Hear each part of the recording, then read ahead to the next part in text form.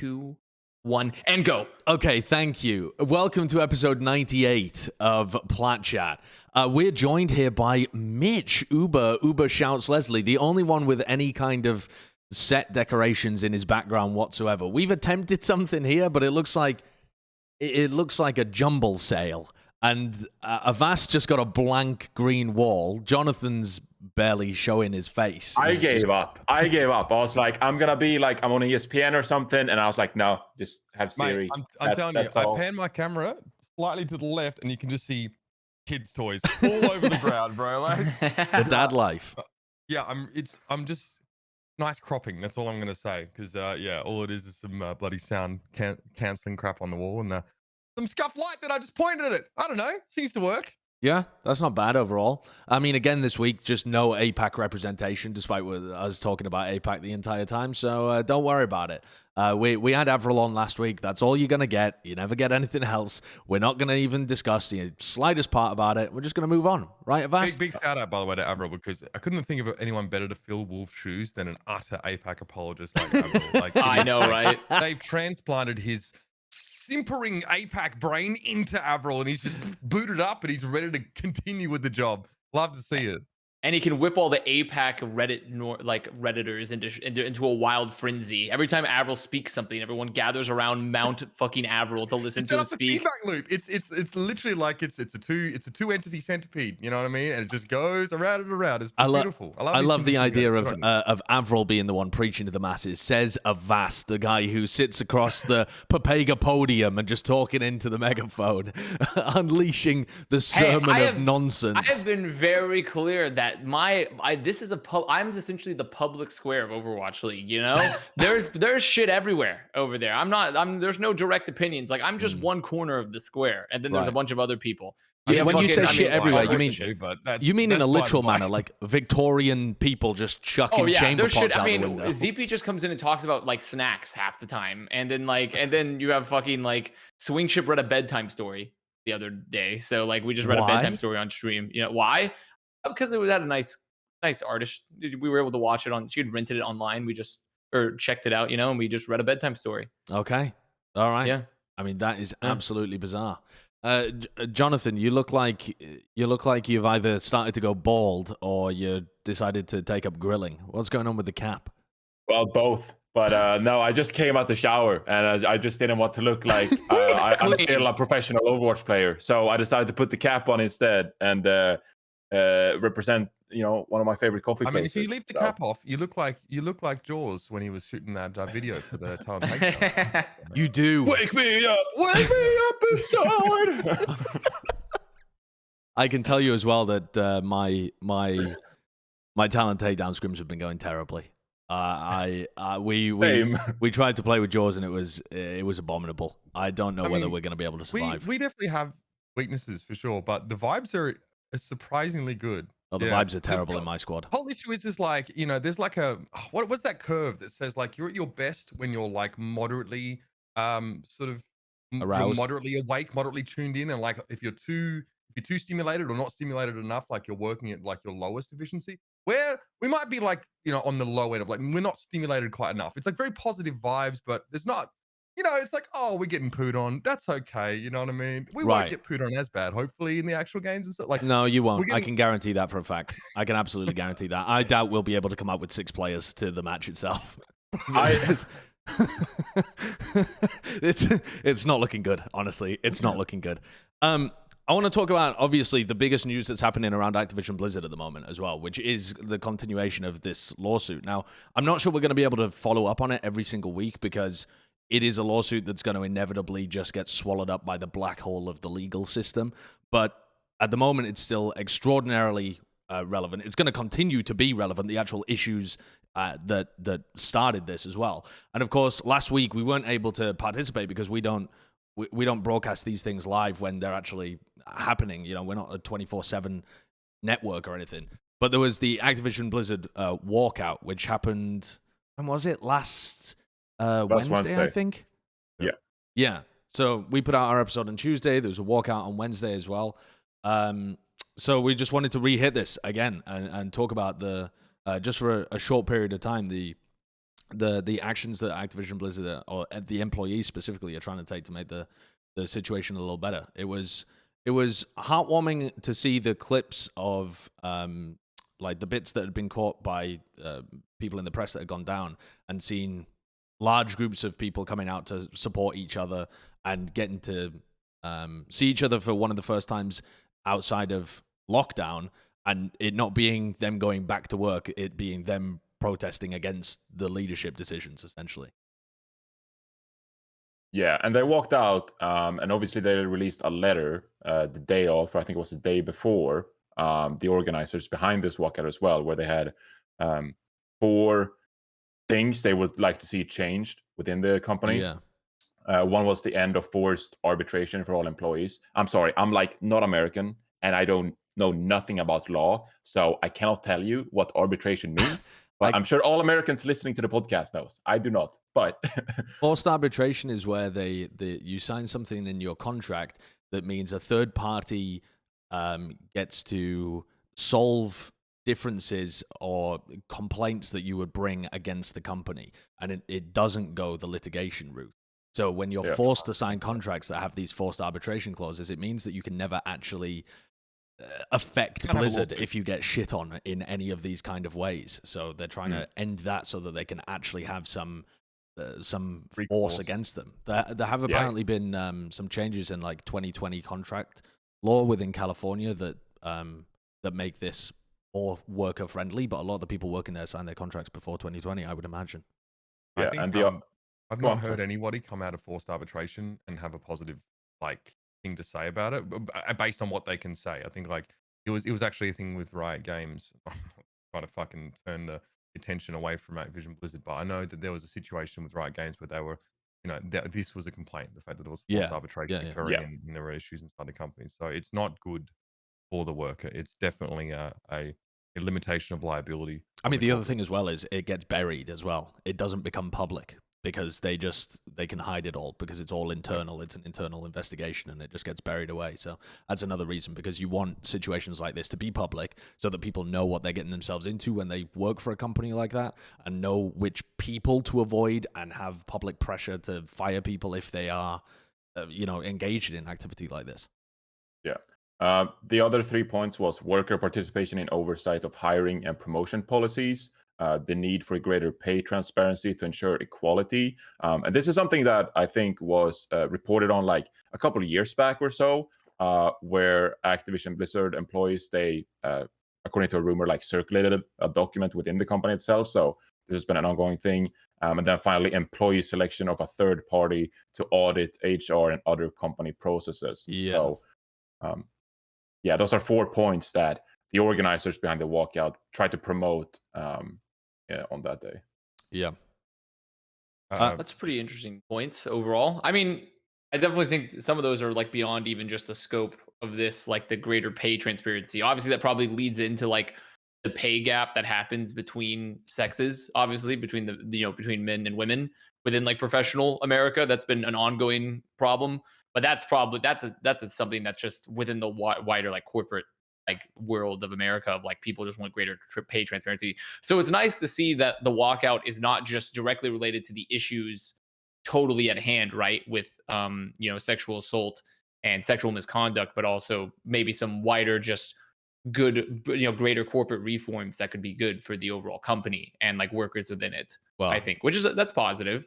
Yeah. I mean, I can do this. Let me break the ice here and just maybe share a personal anecdote, something that I found a little striking about this situation. One of the reasons why, despite not being, part of any groups that are directly affected by this kind of behavior, like I'll speak for myself. I sit in a sexual harassment training for Activision Blizzard every year. Okay, I have to do it every single year. It's like solid hour and a half or more in a boardroom. We cover very clearly with 2 nervous lawyers, company guidelines, how to avoid sexual harassment, how to report it, how to identify it, all of these things. And look, these lawyers make it very clear to us contractors, us members of talent, if we're implicated in anything that could amount to something that is a scandal or cause embarrassment, or if we're even accused, if we're accused of anything, we are dropped immediately. We get dropped immediately. There is that the company will not help us go through the legal process or challenge it. None of that stuff. Like that's not something that's extended to us. fair enough. We're contractors. We get dropped immediately. I just found it pretty ironic that this is being something that's being put forward by a company who is literally fucking harboring perpetrators of sexual assault over sustained periods of time, and now the other side of their mouth, they tell their employees, yeah, if anyone even so much as accuses you, you're out. Like we're not, But of course, at the C level, at the corporate level, they are legitimately protecting the identities and the careers of these people that are doing this stuff. In a professional sense, these people need to be dragged out into the town square in broad daylight, and they need to be exposed. And professionally, their professional careers need to be executed, in my humble opinion. Quite strong, but I think it runs along the lines of a lot of people are saying, us as members of the talent had different ways of expressing how we felt about this, right? On our personal streams and all that sort of stuff. Yeah, I mean, I especially feel for Zoe, who wanted to be very heavily involved and felt like she couldn't be because of her situation being like she literally can't be. Yeah, like if you are disparaging like the US judicial system or the government or even the president, like next time some salty person looks at your visa application, I did this in Frankfurt, it was awful, and they go through your social media, which happens, and they see anything remotely disparaging to any member of the ruling class, so to speak, they just decline your visa. Like half the time, you get these government departments, they constantly ask for more evidence in your visa applications, even when the evidence is entirely sufficient. There was one case, like Jeannie Doy, I think, tweeted, literally a person sent a visa application back saying, oh, we need more evidence because Cyprus isn't a country. Like, and the person's like, well, actually, the lawyer responds saying, Cyprus actually is a country. It's defined as a country, and the USCIS were like, oh, I don't think so. Like, it's getting a visa is like a really tenuous and complicated process. So, yeah. I mean, I don't blame her for not fucking doing that. Like, if, for example, during the BLM protests and such, if like you're on a visa and if you get apprehended by a police officer at one of these peaceful protests, you can be deported just like that. It's so easy. You would not believe it. Yeah. I don't blame her, poor thing. Yeah. And obviously we, like I said, we were very supportive of the Activision Blizzard employee walkout, but we weren't able to participate ourselves. So we were kind of thinking in this week as well, what can we effectively do? And I think many of us have our own ideas of what we want to do on our own personal channels. I know that Bren just did a charity fundraiser stream where he was raising, I think his community raised $7,000 as well. For us at Plat Chat, we wanted to commit over the rest of the Countdown Cup, at least, to be able to donate all parts of our advertising revenue from the show towards RAIN, which is an extremely valuable charity that deals with sexual violence. And I just want to, for anyone who's not aware of the charity, I want to read out some of the reasons why we've selected that one. First of all, because it was recommended by women developers at Overwatch. Actually, not Overwatch, at Blizzard, I should say. I don't know whether it was specifically working with Overwatch, but that's the first place to look. Like, what are they recommending from within the company as things that would be effective for them? And also, they are in the US. They are the largest anti-sexual violence organization. The funds from this not only go to directly helping survivors, but also they have educational relationships with areas like the entertainment industry. And, I can't directly promise that they have working relationships with the games industry because it's a very small industry, but at least it's not just trying to help it after it happens, but they are a proactive company as well that aims to educate and stop this before it happens. And they seem like they have very good programs to be able to try and educate, push forward public policy in terms of law that will help, because large companies tend to only bow to two things: either their consumers going crazy and deciding not to buy anything, or law and the government, because that's the only thing that's really above them when you have more money than God, like Fortune 500 companies. So I think that this is an excellent cause to donate towards, and that's what we're going to be doing for Plat Chat over the course of the Countdown Cup.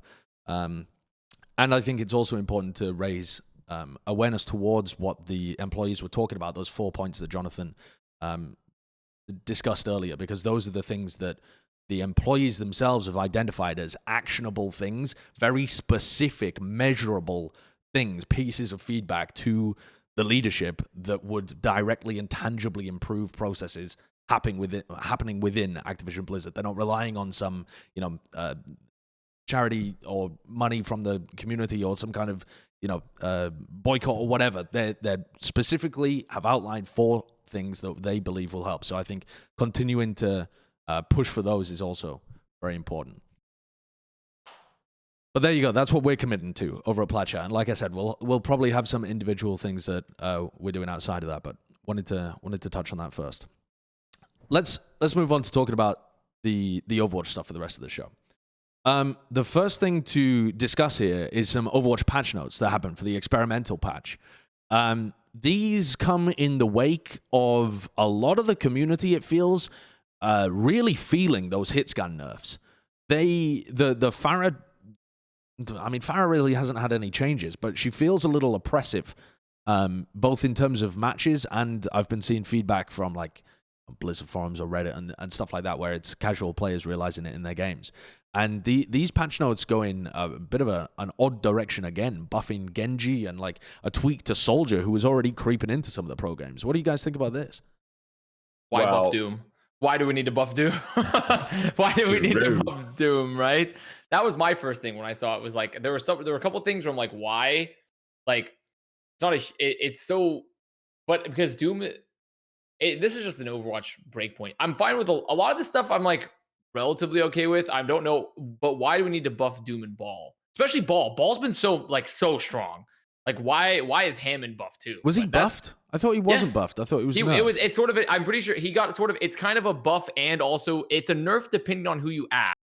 But his grappling claw has the lower cooldown, like technically, because it now begins as soon as he respawns versus like when they use it, right? No. It begins on cooldown. On cooldown, yeah. Which that's just technically a little bit of a nerf. But the adaptive shield is an instant cast time and lasts longer. So he can be a little bit, he can survive some of that burst damage that happens when he gets like stunned a little bit better.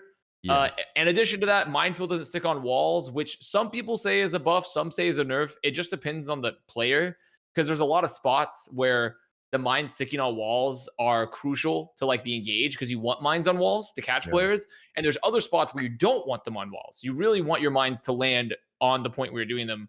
So it's kind of like a mixed bag of like you lose some tech, but you also gain more consistency.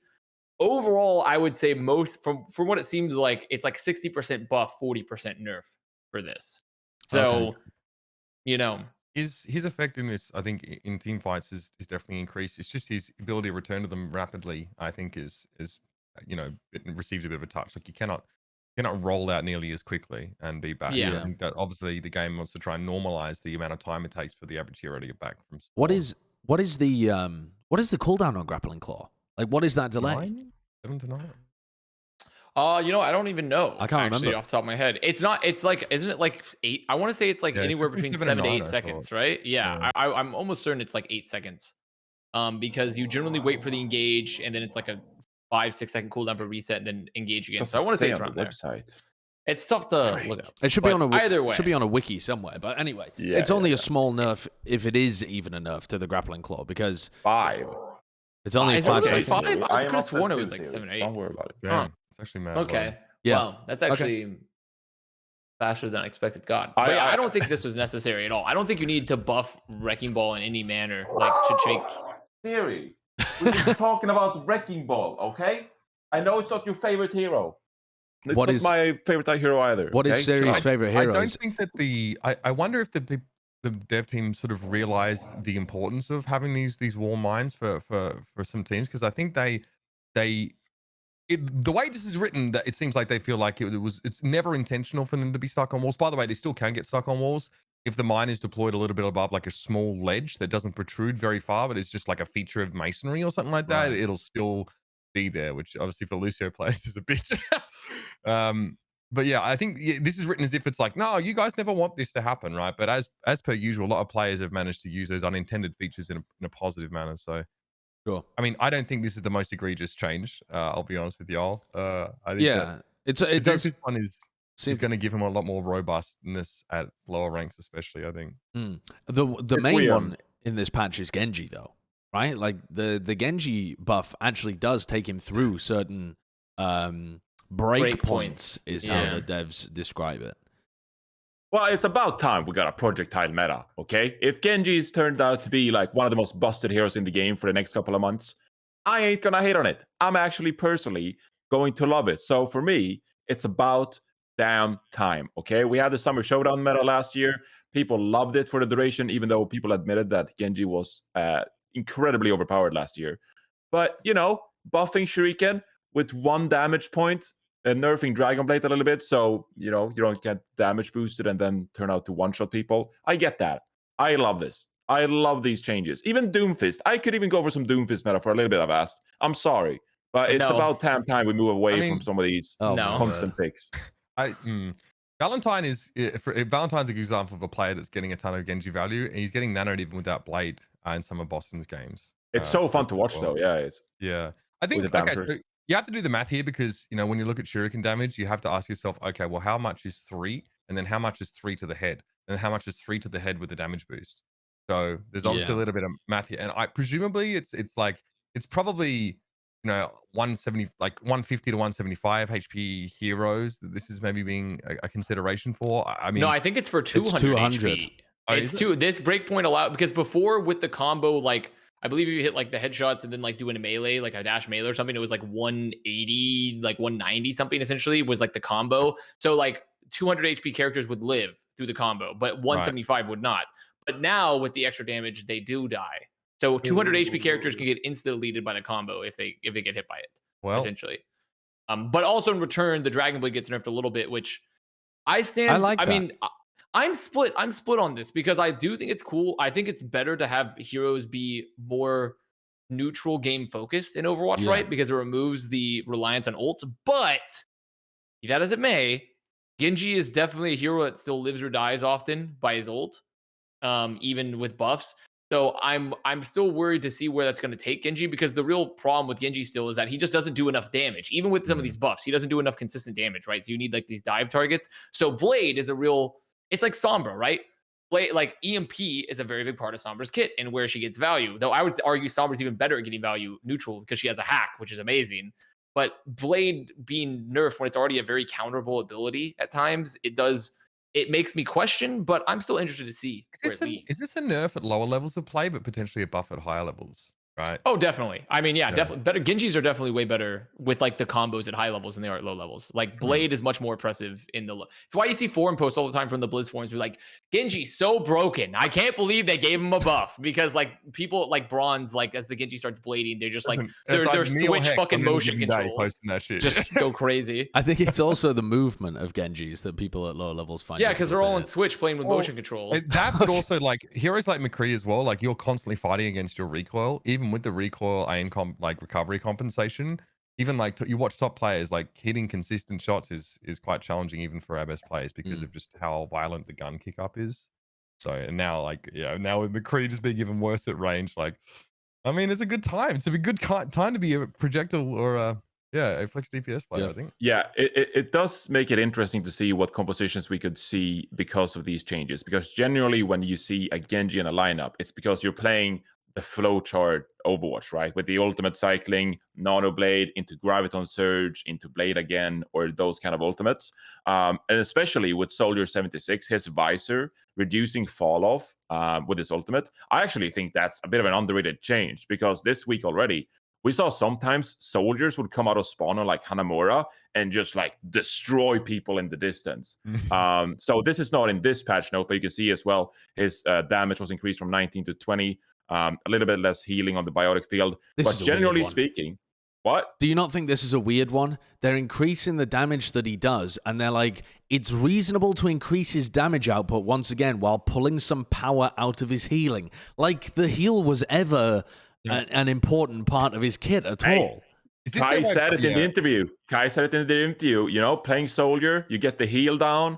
You can just pump in damage to the tanks. Apparently, that was a big reason why he liked soldier. Heal can be pretty solid, especially where if you're playing against like when we saw recently a lot of Brigitte Zin. If you're actually able to, it reminded me a lot of like 2017 Overwatch where you played Lucio Zin with soldier, like when Rogue was playing with soldier a lot. You formed like the fucking Iron Curtain backline that was just like an unbreakable, and you drop the heal station.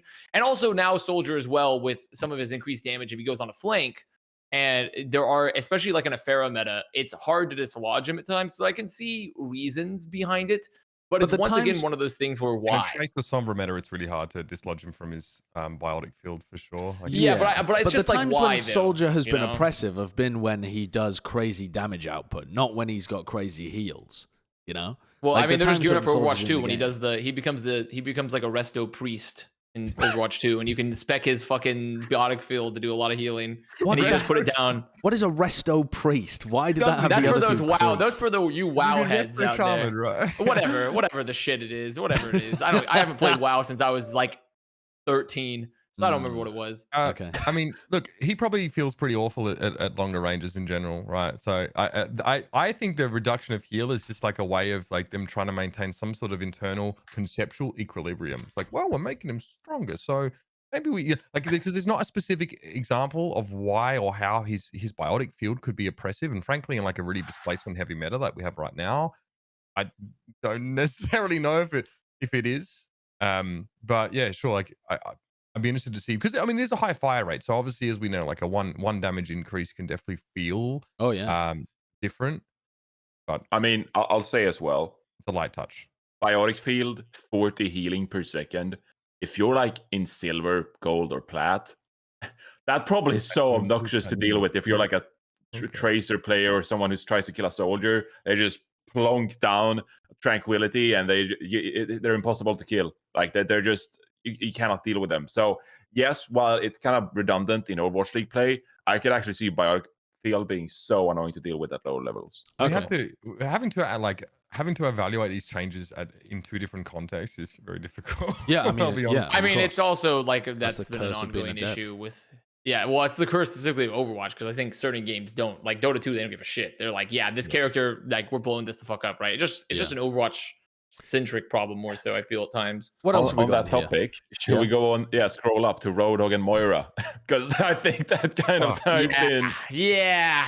Fucking Yeah. hell, dude. This Roadhog change. Well, I- the Roadhog change to me is like a direct this is what we want to do for Overwatch 2 kind of change. You know what I mean? Where they've been slipping in things that are going to be useful for Overwatch 2. This to me definitely feels like that. If he's going to be the solo main tank, some of these Overwatch 2 concepts. yeah. Because otherwise, we've never had this in the game, right? We've never had any character that grants Give less less ult ult charge charge? than anyone else. No. I don't believe. I don't believe so. I don't believe so. We've had a few interesting passives in Reinhardt's Steadfast passive, and I think like Bastion's as well. Yeah. Well, I mean, we also had the Ironclad meta with Bastion, right, where he took like no damage. So yeah, that definitely existed. To me, when I look at this change for Roadhog, it's like essentially admitting that they think Roadhog is a creep. They essentially think Roadhog is just someone that gets farmed all the time, and they're just like, don't shoot him as much. Stop shooting Roadhog.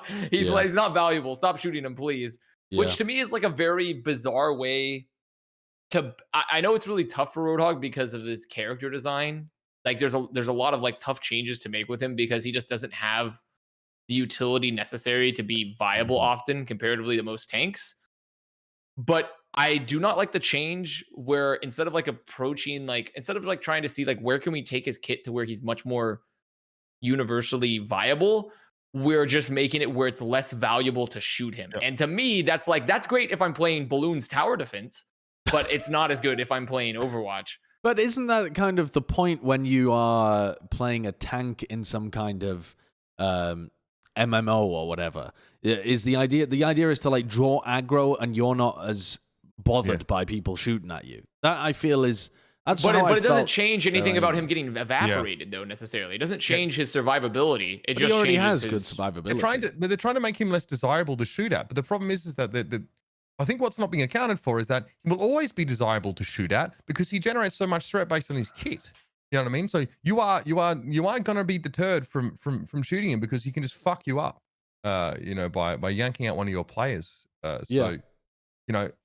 It's his form of tanking is really unique, right? He has really limited mitigation. The idea is he's supposed to have very high effective HP because he vapes for however much, and there's also a damage reduction component to that. So he's all about effective HP, and he doesn't have shielding, he doesn't have removal of projectiles or anything like that. So I think it's tough to balance, but again, I mean, this ain't gonna stop too many people. Like no one's thinking, oh, I'm getting less ultimate charge. It's like, no, I need to fucking kill the Roadhog. because he's sat out here like a spare dick just out in the open. Like, we've got to get rid of him. Yeah, I do think picking Roadhog becomes a little bit more lucrative though, because generally like oppressive Roadhogs are the ones that flank, able to pull and hook, say, a soldier or a Genji, for example. And if you're caught in a bad position, you know that those opponents are going to generate so much ult charge. So now playing Roadhog, I do feel like you feel less punished when you try to go for those flanks or put yourself in a vulnerable position. So I actually think this is a very interesting change. I'm not entirely opposed to it. And I quite like it. I'm curious to see how it plays out, because I think this is going to take months to really discover whether this makes him viable or not. But for example, if a team decides to play Orisa Roadhog, maybe there's some viability there. Maybe knowing that you grant the opponents 25% less ult charge is one of the reasons why it's a bit more enticing to play that hero against some of the divier compositions, ult rotation compositions that rely so heavily on those ults. To play this hero for so much of the player base, they're trying to get fucking priority pass tickets, and they don't want to play it. They want to play it that like gives them agency over their situation. So they're picking this guy anyway. I mean, that's true. This is like you said, John. He's making it far more lucrative for especially. Yeah, I don't know if it moves the needle for him. For me, Hog main tank. Hog main tank is coming back. It's coming back. I could see with this, if anything, this sort of change would grant more credence to playing like Hog, like you said, Hog main tank, more so than like synergizing with like Orisa.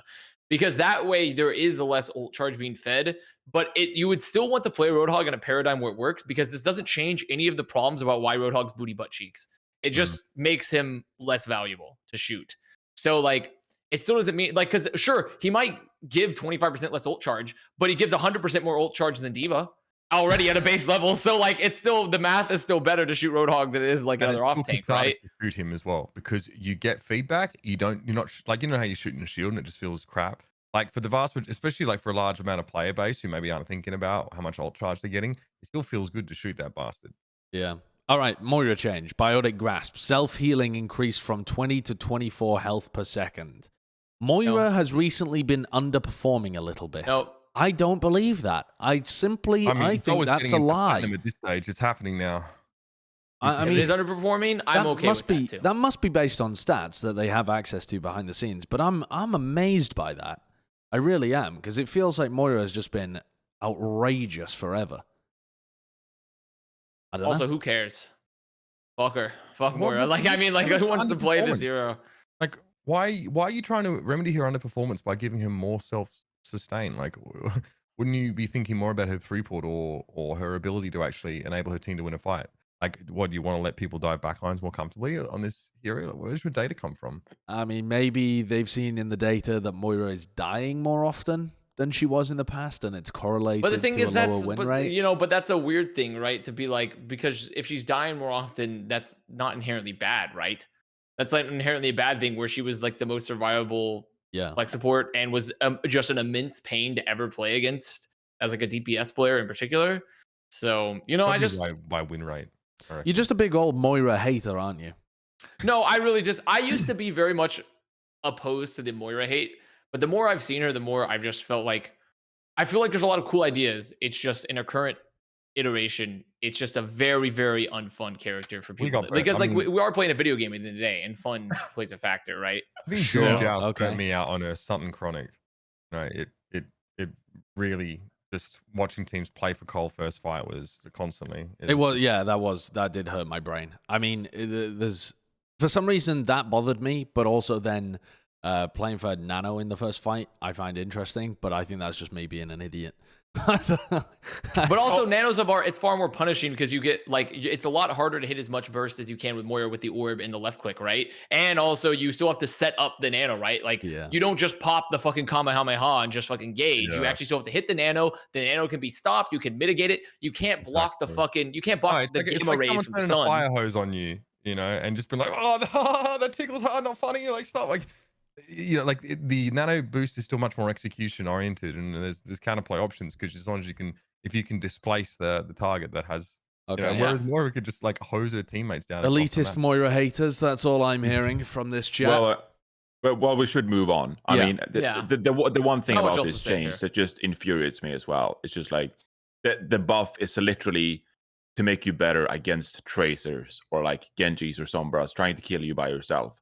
And that she just shouldn't be strong in that area. Like if I'm a tracer and I find a Moira, I should be able to kill Moira pretty easily. But this change just increasing her survivability while she just holds right click at me. No, like come Maybe on. you need to get good. Skill ceiling Actually, is low. I'd like her impact ceiling to also be low to match that. yeah, I agree with that one. Okay, here's where I want to start. Actually, I'm flipping the script.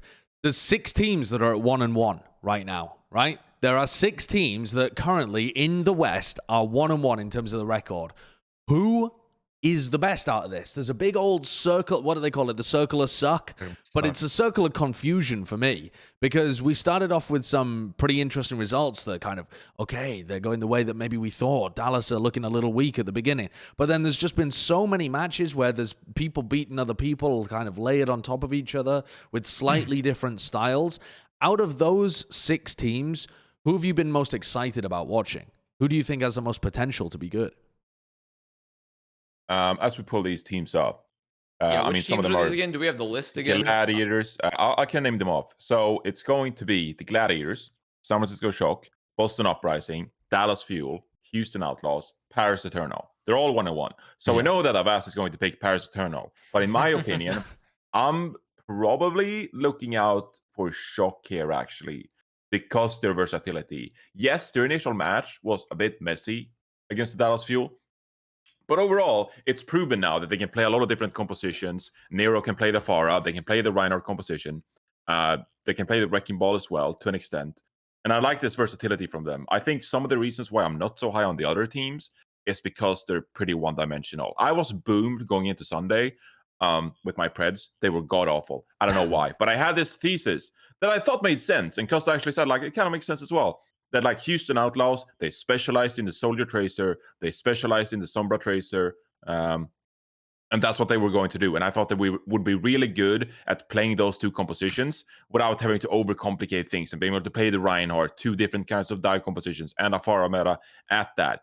But it sort of becomes like, you know, ring around the rosy in terms of compositions as well. There's a word for that, but like comp A counters comp B, and comp C counters comp B. So yeah. I think we saw that on Sunday as well, that if you can only play 1 or 2 compositions, you're genuinely going to get countered by some of these better teams. So I like Shock in that regard. Are you go on, Mitch?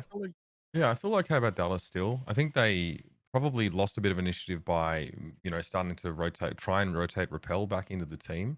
But I think we've got evidence to suggest now that Fielder is going to be more than a serviceable Zenyatta player on this roster. And Fearless honestly looked pretty good playing the Wrecking Ball.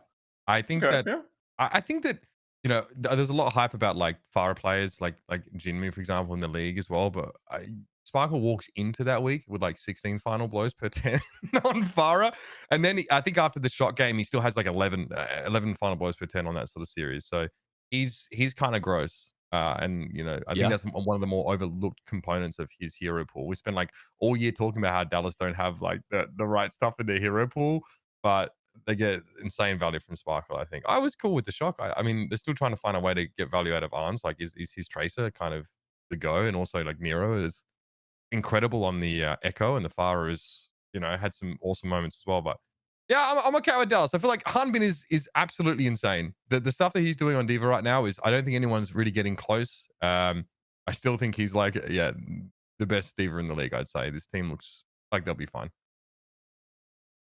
Yeah, I'm still on the Paris Eternal Copium. I'm still on the Paris Eternal Copium. Knew it. I when you watch their second match, they win that match if they just stop playing Pharah. Just like the Pharaoh's really good. All they had to do was stop playing it because they can play Sombra Tracer. They played Sombra Tracer and it was great. It was good. It's just, I'm on the Paris Eternal Copium. I believe they're going to still have a good stage. I think they kind of beefed their match by being stuck. They essentially got Houston Outlaws, where like they did something that worked once and then they just like fell into the trap and they could never get back out of it. They did a pot of greed type of situation, and they just thought they could keep pulling out cards and by pulling out the Pharah. So I think they're going to be fine. Are you guys as high on Dridro as a brig as a lot of the sort of community are? A lot of people really love him in this role, and I thought he was good. But I think there's like he's good. Yeah. He's good. Yeah, I think he's good. I think people are like kind of it's one of those narratives where they get overhyped because one European team, so any European shit always gets way overhyped. And B, Eagle Gaming, Dredro. yeah, and then also B, it's kind of like new rookie that comes in last minute, has a very interesting story where he's having to play on ping, like real shit ping too at times. So like obviously the circumstances like amplify it. Like I think Dredro's good. I think he's been, but what I say he's like the best brigade in the league by any means? No, he's had like very good performances. Faith is better. You think Faith is better? No, I don't agree with that. I think Dredro was. Yeah, I actually do. I agree with Dredro being better than Faith, but I do think Faith has had a very good performance on Brigida, though. I think Faith is like, we're talking about excellent Brigidas here, right? So it's not unfair to bring him up. But I mean, Faith is still about Dredro. Faith has still been He's been good. Yeah. I think Dredro, yeah, the reason that Dredro has been hyped up so much is that he had that one map where he just went fucking bonkers. True. Right? He did have a bonkers map. He just played on. Who was it against? It was like the Havana map. That's what it was. Yeah. And he was just like whip shotting like Doha off the map and then just styling on the rest of Dallas, like shutting them down left, right, and center. Yeah, I mean, he had like this one pop-off game. People, it's a big thing in Overwatch where once people see it once, then they start focusing on only that player, and so it's just then like confirmation bias from then on. It's like difficult to get out of. Well, after that Lee Jung game. Sure, yeah, exactly. Yeah, I mean, Lee Jung, we've seen him for years have these like crazy pop-off games and then sometimes go absent or feed. And so it's hard to see his exact level. Mercy and people still like, oh yeah, but he wastes his beats all the time, you know. Especially considering Jex has had like such an incredible year for this year. Yeah, I know. I agree. I do think that Paris are going to rebound though. Okay. Well, Paris's schedule is very easy, and that's why the Paris Dallas game was the Paris Boston game was so interesting, because both of those teams had the opportunity to go 2-0, whichever one had won, and then the other two games they have they look simple on face value to be able to get the 4-0 moving forwards. Yeah, so Paris is playing against Toronto and London. Okay, some of those teams might be pretty decent. We haven't seen them yet, right? So we don't exactly know what their level is going to be. But I don't see them being as good as Paris. And then when you look at the Boston Uprising, I believe they're playing against Florida and Vancouver. Yeah. Oof. So those should be pretty simple games. So we're looking at a scenario where both of those teams should be right up there. And Boston have a serious chance of going 3-1 as well. They would have had a chance of going 4-0 had they been able to do anything against the Shock, but didn't work out like that. I do want to say on Boston Uprising as well, I don't think we should sleep on this team necessarily, because I actually liked what I saw from them, generally speaking, and I think that Faith and Myeonbong, it could be one of the most underrated backlines in this meta, because I think both of those players are really good, and Myeonbong, his output in Senyara and Ana is fantastic. The reason they lost against Shock was primarily because their compositions against Reinhardt was just atrocious. Like, they tried to make Genji Hanzo work and dumb shit like that. Like, what are you doing? Right, yeah. They had like Faith playing Diana. They played Ana Sen. Didn't they start the week playing Bunker and then switch to this stand one Wrecking Ball? I was under the impression, I thought they did play some double. They played, so on certain maps of Koth, they played double hit scan with Orisa. Yeah, I don't think they played all the time though. I think it depends on the map. But they looked really good on Lijiang Tower. I think it came down to the final fight on Night Market. I think it was like 99-99 between them and Shock. They and they would have won that fight too if it wasn't for I believe they would have won that map if I'm 37 had not beefed an EMP. Essentially, I believe it was this map. Yeah, I'm 37 beefed an EMP and they would have won. I felt like Shock were in control here, but they definitely made it really close here, Boston Uprising. And I think if they win Lijiang Tower here, I think it's a 5-mapper. And I think if they figure out to play more Pharah earlier on against some of these Reinhardt compositions that Shock like to throw out on Root, and also the second map was Blizzard World, I think the Boston Uprising could be a force to be reckoned with because of how good they are against these Orisa compositions and also in the Wrecking Ball mirror. Stand 1 was incredible on the Wrecking Ball. He honest to God, Stand 1 had one of the best Wrecking Ball performances this weekend out of all the Wrecking Ball players. I was really impressed by him. So I think Boston has tons of potential here. Punk was not able to, I think, limit Nero's impact like he was able to do it to Khan as well. Naga. In that particular match. We all talked about him being like the sick anti-air diva, but in this series, like, we see the Shock trend more towards like playing Torb and McCree comps. So like, I think, it's a different way that Punk has to play. And when Nero is playing Farah, I think he still gets to do a lot of what he wants to. Yeah. I do like the idea of the shock. I think theoretically they have a lot of good answers.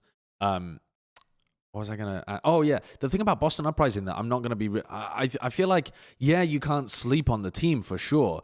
But considering their next opponents are the Titans and then Florida Mayhem, we're also not going to really see how good they are, right? Yeah, like, they're going to go into the Countdown Cup probably looking overhyped, if anything, because their strength of schedule is so easy.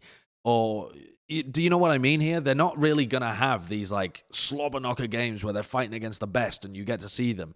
Their strength of schedule is so simple that coming into the Countdown Cup, either people are going to disregard them because it was easy for them to go 3-1, or they're going to have flubbed it already or something. But yeah, I don't think we're going to know exactly their strength. They have been, I think they've been in the knockouts the past 2 stages. I could be wrong on that. But when we do get to the knockouts, because we're all assuming they'll go 3-1, I'm not going to underrate them going up against teams like the Gladiators, Houston Outlaws, some of these better end teams, because I genuinely think that Boston Uprising have a chance to upset those teams. At least based on week 1. Obviously, Houston could improve massively. Gladiators could improve some of their fluidity with their compositional choices. So all these teams could improve, but I'm not going to sleep on Boston Uprising come knockout stage like we have these past 2 stages. Is a big deal. I think that still means a lot for them to win that first match here. Against a team, obviously, like Paris, who have already shown us that they have a pretty good understanding of the best way to play right now. So for sure, that's definitely a plus for them. What do you think about the Houston Outlaws running the Zen Bap backline into Atlanta? Because there was a big... I was considering that while we were casting the game, and it didn't seem like it was getting value. Like the Jake Bap just didn't really seem effective. But the alternative is... The alternative is trying to run like Zen Brig into the Orisa Shield. Is it... I mean, what's your thought process there? To me, that seems like a better option, especially considering how much Pelican was kicking their head in. I think this is another one of the Houston. It's sort of like the Brigida Mora comp, where like it has a reason for it existing. Like there's like a real reason that why they played it, and it's because of stuff like, well, we expect Atlanta to be playing a lot of we expect a lot of pressure onto our backline. Right? We expect to have also more ways to deal with Pelican on Pharah and stuff, and to deal with halts because we have a lamp, because we know that Atlanta is going to be playing a lot of Orisa. So there's a real reason why they played it, because you want that immortality field and the value that's given from that immortality field, in particular for your backline, from the halts, from that. But it does not synergize well, though, simply because you get far less value to your flankers while on BAP as well. Like, you lose so much space on the map because you can't heal your flankers anymore because you're playing like BAP Zen, so you don't have packs. In addition, like Rally is just an infinitely better ult than Window. Generally. I think it's better with Hanzo than if you have a Hanzo in your composition and you're not playing like Tracer Sombra. I feel like then it's fine, right? Because you're more compact and you can at least provide a bunch more shield pressure. They did try that. The problem with that, Genji Tracer is weird. Yeah, it's still not good though. It's still not good though because of the fact that you're playing Hanzo versus like a Pharah and things like that, and Rain's gonna be mostly keeping on like Pharah Tracer or like Pharah Kree or Pharah Torb. And that's where Hanzo really doesn't give you a lot of value anyways, because you don't have a lot of shield break with their comp, even if they're playing like Hanzo and Zen. It's not, they need more presence if their front line's playing a mobile dive comp, because you can't just sit there and spam them because Rain's going to find you out. They're going to hunt you down with the Pharah. And to be fair, it was effective against the Pharah as well. It was, to me, it was at its worst when Pelican swapped over to Tracer. And then the backline just couldn't do anything against the Tracer. And suddenly you've just lost all of this poke potential because Crimzo and Jake are having to just try and poke away Pelican, who's dodging. Yeah, so I think that was the biggest problem with it, is that it was a comp that was clear win conditions behind it. It was cool, but you lose a lot of the value that you need if you're going to be playing more dive-centric comps. I wonder if it's because they feel terrible trying to play Brig into Pharah. Harsha did an interview afterwards with Yiska at GG Recon, and he said one of the big reasons was just that they knew Atlanta would be playing a lot of Orisa. And so it's very difficult to get value from Brig if you're playing into an Orisa comp. They want to poke you from distance, So yeah, how do you get value from that? They did try to play the send back on King's Row as well, and that's where I had the biggest issue with it, because you're not even playing against a Pharah. You're playing against McCree, Tracer, Orisa, and you're trying to make send BAP work with your own wrecking ball. Yeah. But if you just go over to the Orisa yourself, and we know that Houston can play Orisa compositions, then you're in a position where you're playing send BAP, Hanzo against another Orisa composition. That makes way more sense to me. But trying to play wrecking ball, BAP Sen, that all right. Well, like you pick one. Here's another question then. Should they be running Dreamer perhaps? Because Dreamer is the guy that normally comes in and plays Orisa for them. It's not like Django is probably their best ball, sure, but we've seen whenever they want ball and Orisa in the same meta, they tend to run Dreamer. Is that going to be the future of the Outlaws in the Countdown Cup? I'll do a cop out. I think it's up to the team, like who they think is the better fit. It like genuinely. Yeah, of course it is. It depends. Like, it's not up to us. No, but I'm like, who has the better shot calling? Who has the better team synergy? Okay. Whose play style do you like better in this meta? I think it comes down to those kind of intangibles compared to this guy is 60% good at Orisa and 80% good at ball, while it's this, Right. I think it, when you have two main tanks that are fairly similar, and I would say Jungle and Dreamer are fairly similar, except for maybe the Reinhardt. I think it comes down to like who's the better fit. I think both could pull it off. All right. I think this is a natural transition into talking about Atlanta, because the Atlanta Reign, it kind of cruised through these first two series that they had. Are they the best team currently in North America? Do you think they're going to be able to sustain this? They look very versatile. The questions have been answered to some degree about Gator's ball, Iris' Zen, and Ana. The DPS line was popping the fuck off. They look like a really well-rounded team right now. Yes, Avast. Do they? I believe. So here's the thing. I do think because I went into this, by the way, when we did our prediction, saying I still think Atlanta was going to be good. Right. We figured out the meta, right? And they are. But I think Dallas, if they just play ball, will probably end up being a better team. Is my thoughts on it, because Dallas, when they played fearless ball, it was actually pretty good. Like, they understood their win conditions. Like, they have plenty of time to improve on it. I think the Doha Soldier is fucking godly. I think like if they even want to play like more of those poke comps, like Fielder should be in always, ever, forever, of all time. Like, please put Fielder in. Fielder to me reminds me of Birdring, where I'm like, I just want that player in always for that team. And I do think, though granted, I mean, to be fair for Mirror did have a pretty good week overall, even if he had like some hit or miss moments.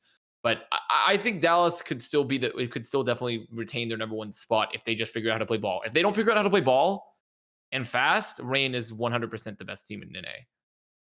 The same things that I think that the Gladiators were able to use effectively against Atlanta, I think Dallas has access to them. Obviously, Dallas has like a lot of good tracer play. There's fire play, which is going to be excellent. I think one thing that I was really pleasantly surprised by is I had no idea Pelican was such a good tracer player. Yeah, like, I had no idea. I was wondering, I had no clue why we didn't see Edison. To be honest with you, just because we usually saw him stuck in there on that position, but Pelican on the Pharah also looked really dynamic. We have all of a sudden we're reminded a ton of good Pharahs in the West, so there's no concern about like that being a role that's not well filled. But I agree with Vast. I think Dallas, slight sequencing issues maybe with wrecking ball compositions, but outside of that, they look pretty scary, and they can play also like a Sombra Tracer composition if they want to. I'm not sold. I think that game against the Gladiators was pretty close, maybe a little or too close to make me think that the Reign are a clear front runner. Okay. I do want to spend just a little moment talking about Pelican as well, because that guy fucked. I mean, especially on this map, it was outrageous. Like you said, Mitch, I didn't know that Pelican had a tracer that was this good. Normally they've just been running Edison. They even tried Kai on tracer earlier on in this stage. And then Pelican just pulls it out in this series and was dominating on it. Like, actually dominating. He was bullying Dante. Dante was running away like the whole series. Yeah. The whole time. He was just on the back foot constantly. So to be fair to Dante here, I will give some buffering factor. They were playing Brigitte, or they were playing BAP, so he didn't have Pack. Yeah, but he had constant Harmony Orb. He did have Harmony Orb, but like but Packs are honestly, when you're dealing with burst damage, Packs are better than Harmony. Yeah, yeah. But I don't think the cards were stacked massively in Pelican's favor. Oh no, I mean I agree. I'm just saying there was a mitigating factor, because I know there's going to be some people be like, well, Dante didn't have Brigitte Packs. Sure. But yeah. I think that Pelican now has. I think Pelican's got to be the front runner for Rookie of the Year if he continues performing like this. Absolutely. Absolutely. And he does start sneaking into the MVP discussion because earlier on in the season, I wasn't buying it. Pelican, I don't feel had done enough to be in that convo at all. But if Atlanta keep this up and Pelican is their driving force again, even when there's no echo, even when he's off the Pharah, The guy is agnostic to hero selection. It does feel like it, doesn't it? I'm buying the stonks. I mean, if rallying all the Leave fans as we speak. I'm not saying he's above it, but he's got to be in the conversation, you know? Yeah, we'll have to theorize, like, how would he realistically win the MVP? And of course, Atlanta would have to go to Hawaii again, probably place top 3. You know, if Dallas or Shanghai win yet again in the Countdown Cup, at that point, it's so hard to argue for an MVP over a 2-time stage champion like that in a season. Sure. But if Atlanta even makes top 3 again, if he like pulls out the tracer and poos on someone like Lee or Sparkle or Lip on that tracer role, at that point, like his echo combined with his tracer and all of the different roles he can play. The May at the beginning of the season work. as well. His May has been the best in the league. Yeah, I mean, at that point, what Atlanta Reign has achieved with this roster from last year, the year before this to now, Pelican has been a huge contributing factor, even though everyone has collectively stepped up. And at that point, I feel like Pelican deserves to be in the top 4 conversation of MVP, perhaps. To Atlanta, one thing I noticed about Atlanta is that they're actually, with Pelican doing all this work on Tracer, they've been reluctant, from what I can tell, to play like the Torb McCree setup here. Like they usually just go without the Torb and try and look to get value here from the Tracer. Yeah, which is because look at the Shock, right? They're not no Tracer. They had Arns on like Tracer for like Koth or whatever, but when they could play Torb McCree, it looks like they're trying to. So I mean, whether Atlanta don't want to do that, I feel like they can. All I worry about is if they're put in a position where they might actually have to play like a Torb McCree comp because they're just getting rolled by like, I don't know, a team that's got better ball or who's just able to sort of displace them with greater effect. And if they have to go and play something that's like a concession to a really good dive, a really good ball comp, I wonder if they'll be able to do that. My other concern about the Atlanta Reign is that they're putting a lot of time into running these Orisa comps that might be hyper effective against middling teams, but they might just completely fall flat against the best in the world. And I think it was Gator that tweeted about this week when he said, no, it was Hawk, I think. Oh, was it Hawk? Sorry. Yeah. Right. And I believe the tweet said something like these teams are insane if they think they're going to be able to beat the Eastern teams at ball. So why aren't they just all playing Orisa like we are? I'm paraphrasing here, but that was the takeaway. But then we have like a clusterfuck of results in the Eastern region, which leads us to believe that maybe some of these like previously believed ball aficionados are not, you know. So I mean that quote only really makes sense if the same teams stay dominant in the East, and that's all getting turned upside down now as well. So maybe it's not so bad for the West to try and develop their own ball measures. Yeah, and it implies that the Western teams will never be able to be nearly as good at ball, which I think is just like not true. You know, just not true. I think it's there are definitely teams that can 100% have a resurgence because like you're pretty much just competing against Chengdu and Shanghai, maybe Seoul, depending on like you know they're having a pretty good. But Seoul haven't even played dive. Seoul haven't even been playing dive. So. Yeah, exactly. So like I feel like Fusion. Remember that. Remember that, you little Philly hater. Remember that, you little Philly hater. We're going to talk about that later. Oh, yeah, that's true. But yeah, I don't really agree with that because to me it kind of reminds me of like it's kind of like the inverse solution where like I remember teams used to argue in 2018 specifically about how like, well, we're not going to play to like our strengths because we need to play the meta because the meta is better. And like that does sometimes you do need to play to your strengths, but you can still play to your strengths to be good at ball. Atlanta can be good at ball. They can be. That's the weird thing to me is that like teams like Atlanta can be good at ball. They have the ability to do so. Defeatist of them, but I respect trying to like refine something and sort of make it work. It's not as bad as like, I don't know, Vikings in Iceland who are like, oh, everyone's playing this post plan setup and we just didn't know that, so we only have now, so we're gonna play our style because that's all we know.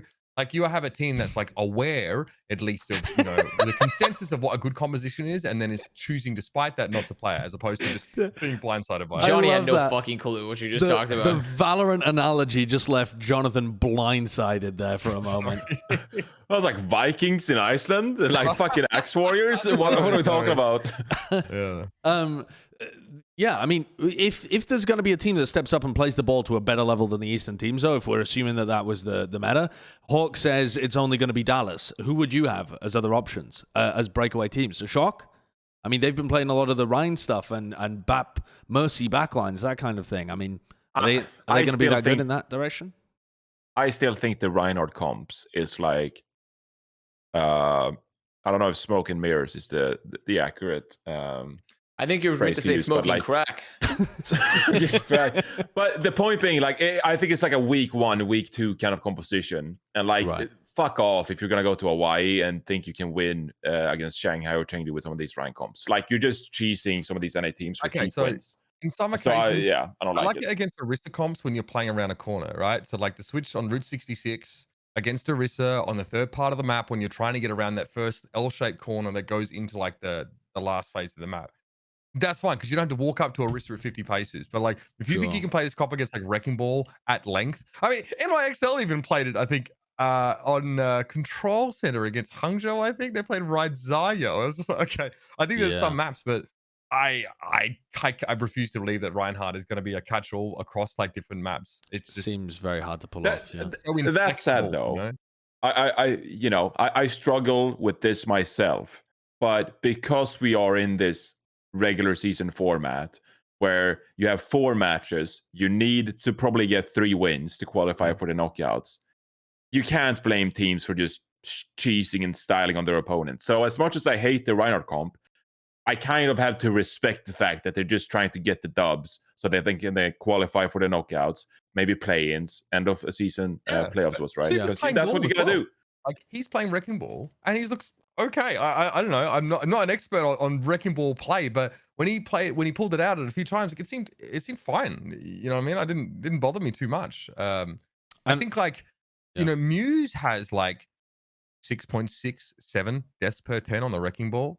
Like their matchup against like I was worried about their matchup against the Justice because Muse has like half his Mag had half his deaths per 10, but it's fine. The Gladiators were actually able to get a ton of value out of their Wrecking Ball, even when like statistically it was just like it looked really rough on paper. I think because Shu and Space is like playing this really nice aggressive diva, just punishing Zens in backlines a whole bunch. All right, well, you've mentioned the infernal name, and therefore we must move on to talking about them. The Washington Justice have been plaguing Jonathan. He had a hot take on the desk that they were going to 3-0. Who was it? 3-0. Houston, yeah. And I was the only one that predicted Houston on Plat Chat. And then also, I mean, you have created this lower third, Jonathan. Is Washington Justice the most disappointing team of 2021? That's your emotional response to what occurred this weekend. I've had a lot of prophecies being fulfilled this year, whether it's, the Hangzhou Spark, talking about Boston Uprising, and I think they can be competitive in some sense. I've had my fair share of good things coming to fruition throughout the season. Okay. I have nightmares about our preseason power rankings where all 3 members of the cast said that, like, Washington Justice, they're a recipe for failure. They're just going to crash. They have so much talent. It's all going to come. They're just going to go in that tailspin and just snowball out of control. And I held firm. I said that Washington Justice would be a top 2 team this year. I saw the potential when they beat the Los Angeles Gladiators in 5 maps. I saw the potential when they lost to the Dallas Fuel in 5 maps. They dominated them on Route 66 with this damn ball composition. And then Assassin takes a fucking plunge into Italian rivers and just drowns himself. I mean, I've never been so heartbroken in my entire life. I hate this team. I fucking hate them. They're a disgrace. I cannot believe I've been so supportive of them. I mean, I'm sorry, like these results, what the fuck, man? It's like in week 1. Like, I think, pre-tweeted about this. And I think I bet he did. Okay, what did he tweet? He said, like, I think he said, like, failing to predict the meta in like the opening week of 3 different tournaments is not good enough or something like that. You know, But they didn't fail. They played the meta. They just played it very badly. Do you not think? Like I don't buy that they. I think their calling is dog shit. Like, because I agree. I was watching them, and there's always some sort of pop out answer you get when you try. I remember asking every time I asked like the original Florida Mayhem, like Vic, what went wrong, and he's always like communication. But he said he tweets this. So okay, failing to start properly. Excuse me. So not so much that they feel like they misread the meta. But this is a team where, like, come on, these guys.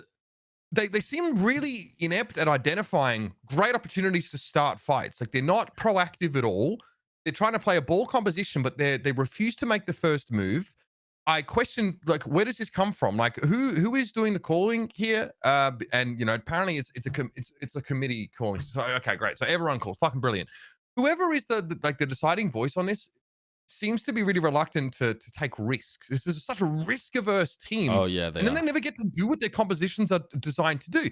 Yeah, it doesn't help that sometimes Assassin just gets blown up. And then I'm watching Decay, literally fucking like steam coming out the guy's ears, frothing at the mouth, just, you know, getting 3Ks at the start of fights, and they're still losing them. And I think to myself, okay, what's going on here? Like, rotating out Closer, I thought Closer, I talked to the guys I think I talked to Tasma about it. He's like, Closer was always very good with alt tracking on that team. So, you know, I'm sure that Tubit probably just came, prostrated himself before the throne of Supreme and was like, oh, what do I have to do to get a game? And, you know, gets put in the brig gulag. But I speculated, like, I wonder if this affects their ability to actually call ultimates, especially like, you know, EMP, for example, or the more subtle ones, because they look really, really quite listless. Closer has been... Let me... Closer... Go on. I feel very passionately about this. Yeah. I just have to say this, okay? I'm looking at some Wrecking Ball stats right now because I just had to, as we're talking about being risk averse and all that.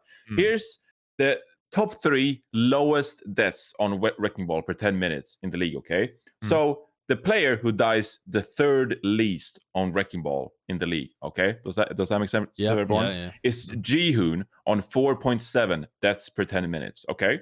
Pretty good, okay? Doesn't that on? Okay. Dice the 2nd least is OG on 4.6 deaths per 10 minutes. Okay. Really building this up now. Yeah. And if we're looking at some of the other star names before I get to number 1, Fate is at 5.2, Mono is at 5.6, Muse is at 5.9, Gaga is at 6.2 actually, so he's actually dying quite a bit. Gaga, that is. Mag is at 3.3 deaths per 10 minutes.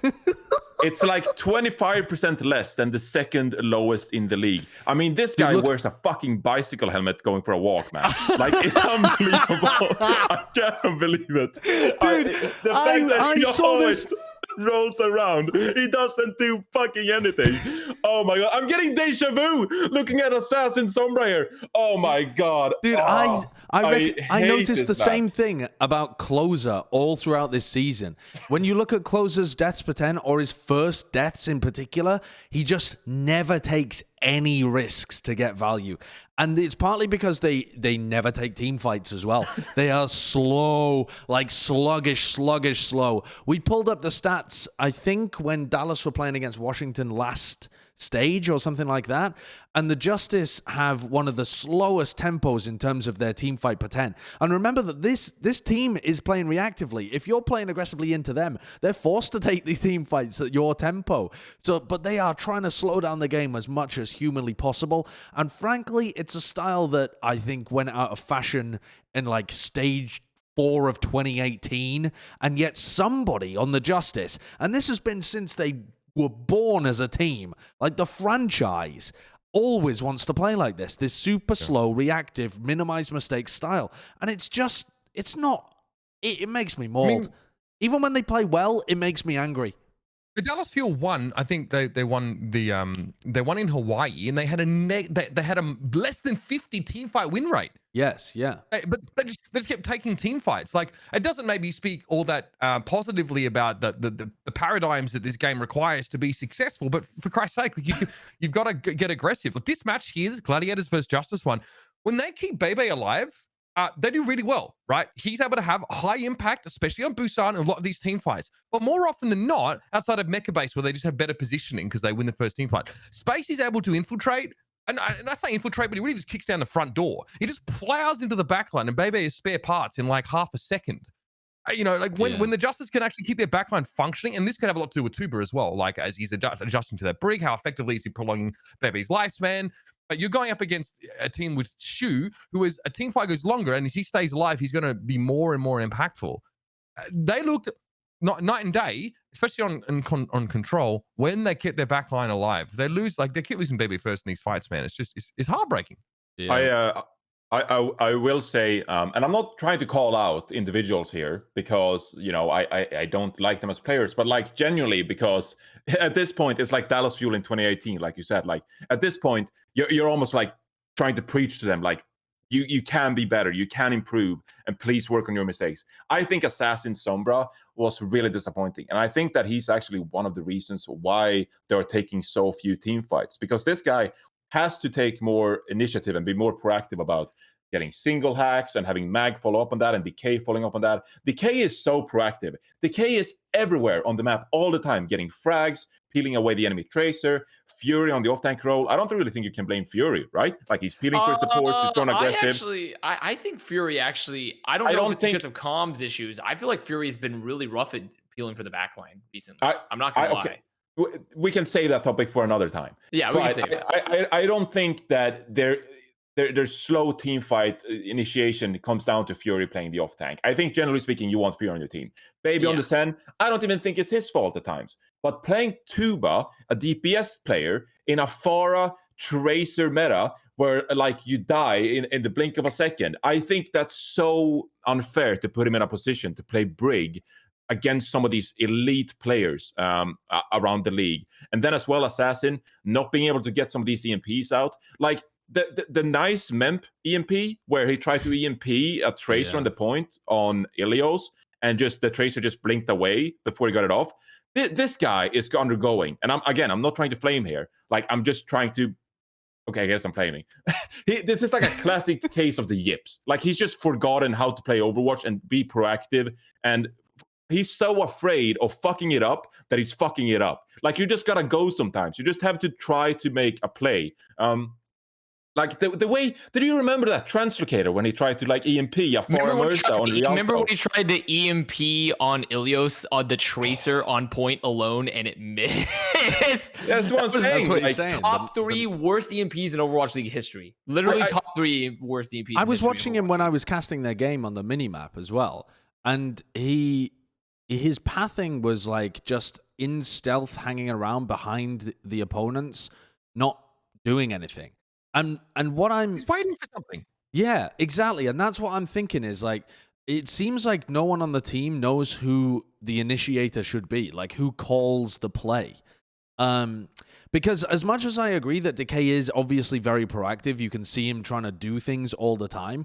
There's no level of coordination with him and Assassin or him and Mag. It's not like Decay's out there doing things and they're coordinating like two-man dives. Decay's just trying to do everything all the time. There are... The way that teams would normally play is you skirmish over an area of the map, you force the enemy Tracer away, and you use that to be able to set up some kind of play, whether that's like hacking the opposing Tracer and punish them, or getting a two-man dive with your Sombra and your Tracer in the backline, or getting your ball involved. Like, whatever it is, there's some kind of play that comes out of having that level of setup with your DPS, and that is just... The call is not existent with the Washington Justice. There's no go button at all. Assassin needs to be that person, okay? Because I'm not going to change my mind on Assassin until he actually EMPs, like gets big EMPs, and there is no follow-up. Then that becomes a problem. Like if you hit 4-man EMPs and Assassin is like pulling EMPs out of his ass and just doing amazing things for his team. Okay, Mag, where's the follow-up? Decay, where's the follow-up? The fact that Assassin holds on for these EMPs like forever and then just dies. There were multiple times in these matches where he would die with the EMP and not even use them because he was so scared of using it and like messing it up in the first place. This guy needs to take some lessons from Lip. Like, I don't even care if you had 1-man EMPs, just press the ability. And if you messed it up, fair enough. It was a mistake. You can improve on that. But if you don't EMP at all, like you're not going to learn like what the best situations are. You're not going to be confident in actually hitting the correct EMPs. So I don't want it to sound like I'm just completely flaming here, But this is genuinely what I think the problem is with Assassin. And having been in this situation myself, I've spoken to Costa, who was on that Dallas Fuel team, and he agrees that sometimes people are so scared of making a mistake that you sort of have to force them to make mistakes. Because like not doing anything at all is a huge mistake, but it's worse than not like doing a mistake to begin with, if that makes any sense. Like you need to be proactive about things, and Assassin just isn't. You need to interrupt sequencing, especially when you have like these ball compositions, right? You want to make sure that like the ball does not get to the back line at the same time as their Tracer Sombra does. And you know what? This team, the Justice, looked so good in Ryan comps. Mag is like the best Reinhardt in the league in terms of final blows, eliminations, hero damage. Really? Yes, he is. Go and look at the fucking. What's the sample size of that? You know what? So he leads the final blows per 10 minutes. He's 7.8. The next person is 7. He beats Fearless in every category. And wild. he even has like not that high depths. This team was sick in like the rush comps. Like it definitely suits them really well. But now where there has to be like a clear initiation that originates from their main tank position, I don't think Mag is calling. Because if something tells me if he was able to decide the rhythm in which these guys took fights, then things would be different. I don't know what it means to call by committee, because the only experience in this I have is playing with the fucking talent stack, and it's just like either one person talking all the time, me, or people just not saying anything at all, like Matt. You know what I mean? Like I don't know what the fucking difference is, but yeah, it's a waste. The waste of this fucking talent on this team is a waste. It is. It's a shame. I feel we must move on from the molding. We must finish the molding session. They're already dead. Let's talk APAC. I actually thought this week that APAC was more interesting than North America. For one of the first times this year, I was more excited to tune into the Eastern games, and they didn't just feel like a clusterfuck. They felt like an interesting clusterfuck, because we thought the narrative coming out from the Summer Showdown was that Shanghai is just going to be excellent. They won everything. They won the Summer Showdown. All of the heroes that were used in that comp can still carry on being used. They and Chengdu should be doing fantastically. So it was bizarre to see some of the results coming out of here, like with them losing, Philadelphia doing so well. But the first team I want to go for here is the Seoul Dynasty, because they go 2-0, and they're not even running what we would consider to be the APAC meta. They're running the bunker comps, the stuff that if you were to say any team in the world was running this, you'd be looking at like your Atlanta Reigns and your maybe Houston Outlaws, something like that. And even they didn't go that far. I mean, Seoul Dynasty was running the bunker of bunkers. They're running the Torb and and like what was it, a Bat Brig backline as well, just super going for as much tankiness as possible. What did you think about this? Because they didn't have the hardest opponents in the world, but they have just kept this consistency up. I think that Fitz is, and like we know this, but Fitz is an unbelievable McCree player. I mean, I'm watching him on Kings Row. I think it was against Hangzhou actually, and just some of the stuff that he's able to do is pretty astonishing. And he's got the flexibility; they can play Hanzo as well. That they mix that in a whole bunch here. But I thought they would have more problems dealing with a Wrecking Ball in their composition against teams like Gushue plays a ton of Wrecking Ball. I thought they'd really struggle to deal with him, especially with the kind of backline they're playing. But they seem to handle that just fine.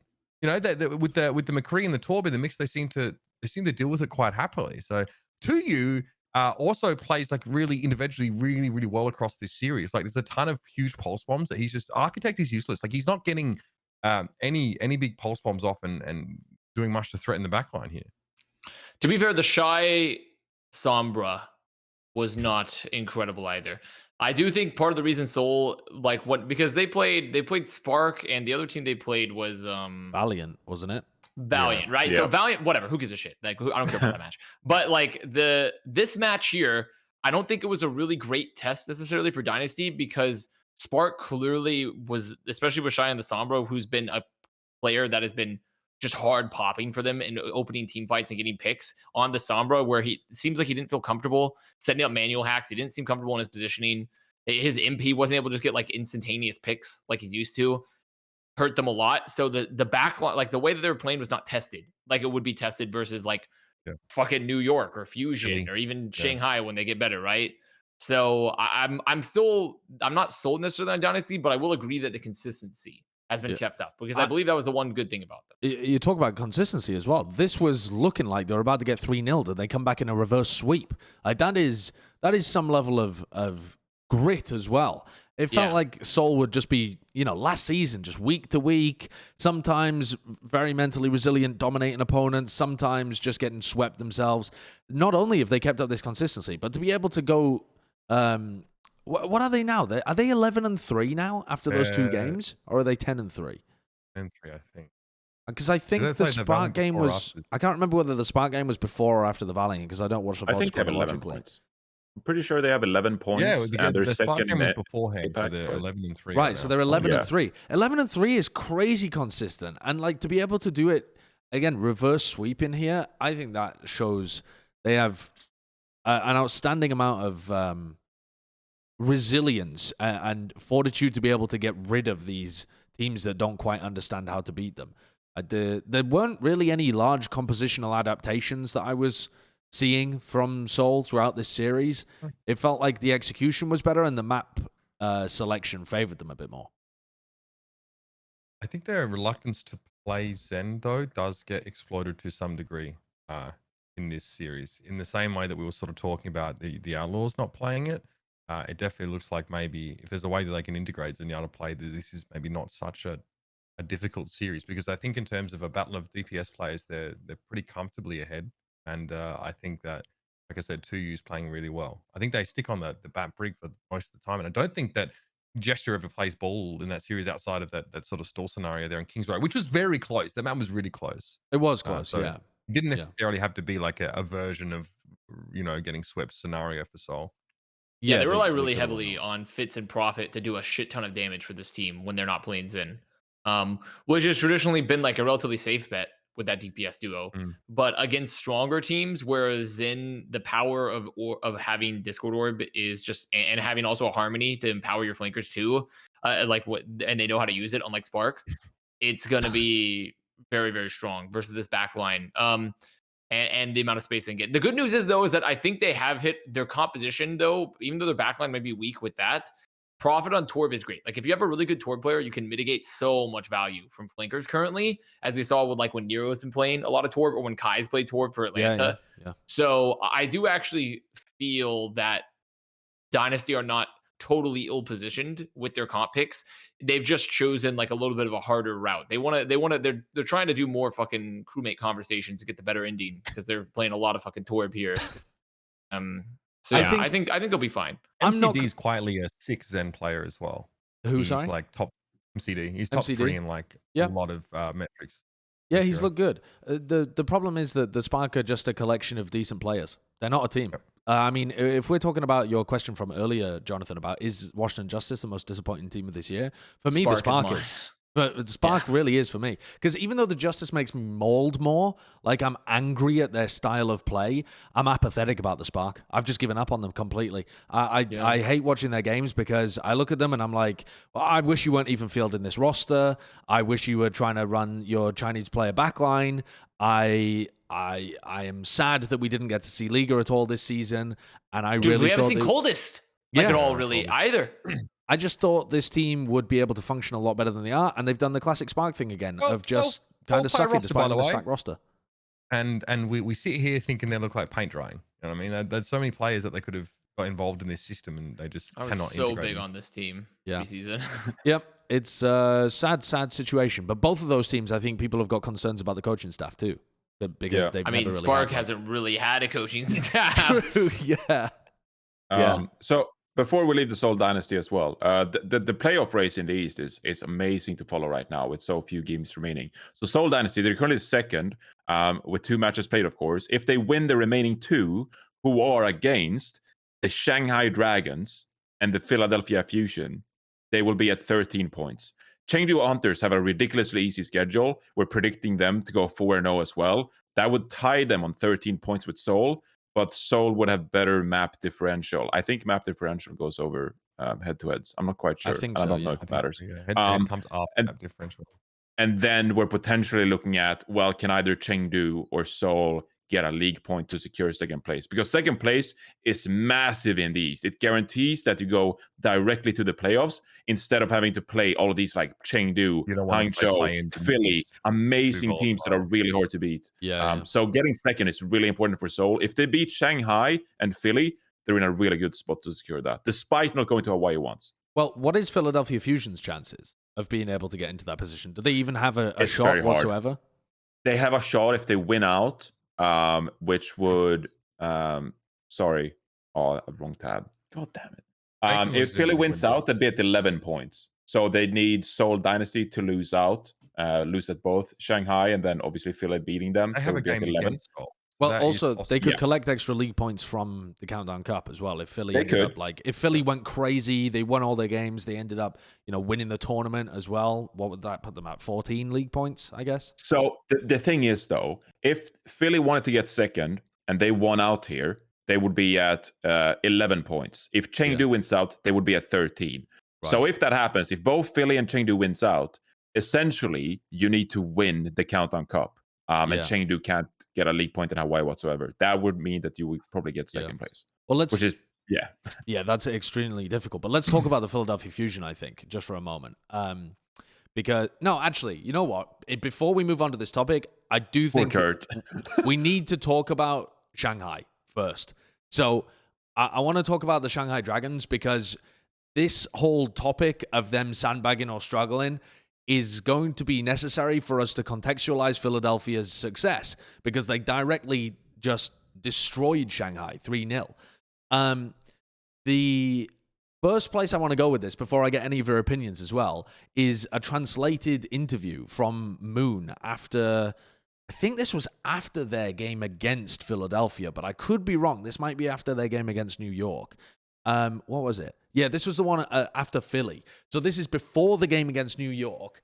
And this is a fan translation, remember? And it was posted onto social media as well. I think this was posted on Chinese social media. So you'll have to, don't be, too caught up in the specific wording of it.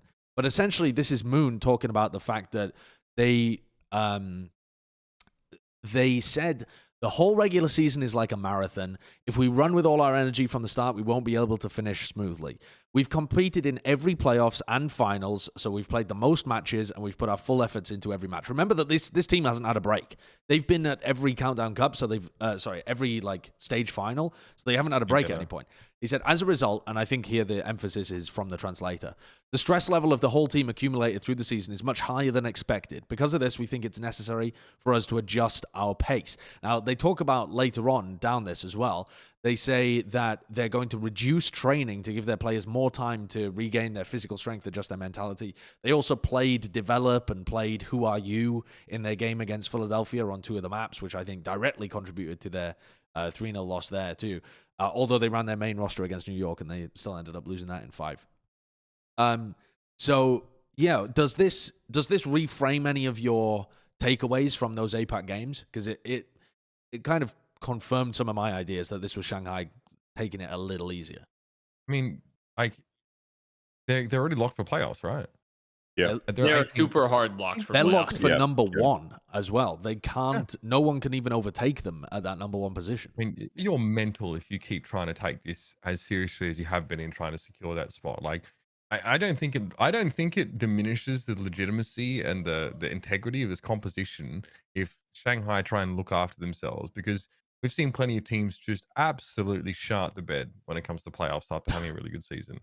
I mean, this caveat has to be there. I don't care. Like, if you're Philly and you're mad because people are downplaying your victory against Shanghai, you shouldn't have lost 5 games. Like, you shouldn't be in a position where you have to win out anyway to get into playoffs. Like, it's not my problem if people doubt you, because even if you beat a good team, because you are doubtable. You are. There's plenty of reason to doubt you, and there's obviously, like you said, Josh, a ton of reason to believe. I don't normally believe a word that comes out of Moon's mouth after his track record, but this just seems entirely reasonable, really. Okay. What do you two think, Jonathan Avast? I think, it's just one of those things, right? Like, I've been burnt out as a player as well, and when it happens, it's like you can't think straight. And it's Shanghai like at vibes, that point, what? The Shanghai vibes, yeah. You've been there. That outside Oh, the hotel in okay. Shanghai. Well, Johnny just Whatever. burnt Okay, us. whatever. Stop poking and prodding. Okay. But like when you get burnt out, it's like you can't think anymore. You can't think straight. It's just algebra in your head, and you don't understand like what the numerals are. It's a complete mess, right? So if the players really have to take a break, I mean, you need to. Like there is no choice even. Because if you decide to go on and like force people to burn out and then practice and play anyway, like you're just going to decrease in performance week after week. It's like this is not an option for the Shanghai Dragons, like whether to try hard or to take a break. If the players are generally burnt out and they feel like they can't improve or practice at all, like fuck man, I don't even care. Like you're guaranteed number 1 seed. Don't even practice at all. Just go play the two matches per week and then just like I don't know, go for vacation. For a couple weeks. Just Like, unwind. No. Like I know it sounds whack competitively, but like what you need to be locked in and tuned in once that experimental card drops for what is going to be the 2021 playoffs patch. And that is when the grind starts, okay? Maybe a couple of weeks before so you can get the synergy going, you know, how does Lip and Fate, they synergize their dives, Legion and Isayaki, make sure they're on the same page. But that is when it really matters. And, you know, a couple of weeks ago, I was actually on here and we spoke about the Dallas Fuel undergoing some of the same issues. And I said that if you're on an incredible hot streak, if you're playing some of the best Overwatch of your life, I would urge you to go on. But what we're seeing here with the Shanghai Dragons is, I think, they're almost like moving back. Like they're decreasing in performance because they're so burnt out. And at that point, it's like, it doesn't matter how much you practice. If you're already burnt out, you're not going to improve. Like you're not going to be able to think straight. So if that's how the players feel and they've assessed that situation, I'm all for them taking a break and taking a chill, because it's not about now, it's about the end of season playoffs. All right, well, here's my question to Avast. Do you think it's a question of like banking on there being a meta change? Because otherwise, this would be useful practice, wouldn't it, to kind of track the evolution of the meta? I mean, maybe. I mean, there's probably will be. I mean, it doesn't really. I mean, at the end of the day, like, yeah, a meta. If this was any other team, I'd be sitting here questioning the motives and like a lot of the things. But like, this is different than when New York did its infamous supposed sandbag, right? When they were playing Minecraft. This is different. Shanghai's earned the right to be like, they've fucking won. They've fucking won a lot. Like, and they've just earned the right for me to like not question them, kind of, you know? If they want to fucking int and run it down mid for a stage, I don't give a shit. Like, sure, if that's what you want to do, like, you're Shanghai. If it backfires on you, I'll be like, well, that was fucking stupid. But right now, I can't like really fault them, you know? Well, like, that's if any other team was telling me like, and obviously the meta, you could argue like, yeah, this could be good practice, right? But to me, I feel like Shanghai's the type of team where even if they're not necessarily getting quality practice right now, they'll still be fine. They have the talent, they have like the coordination to like get there once they have some time, once they have a little bit of break.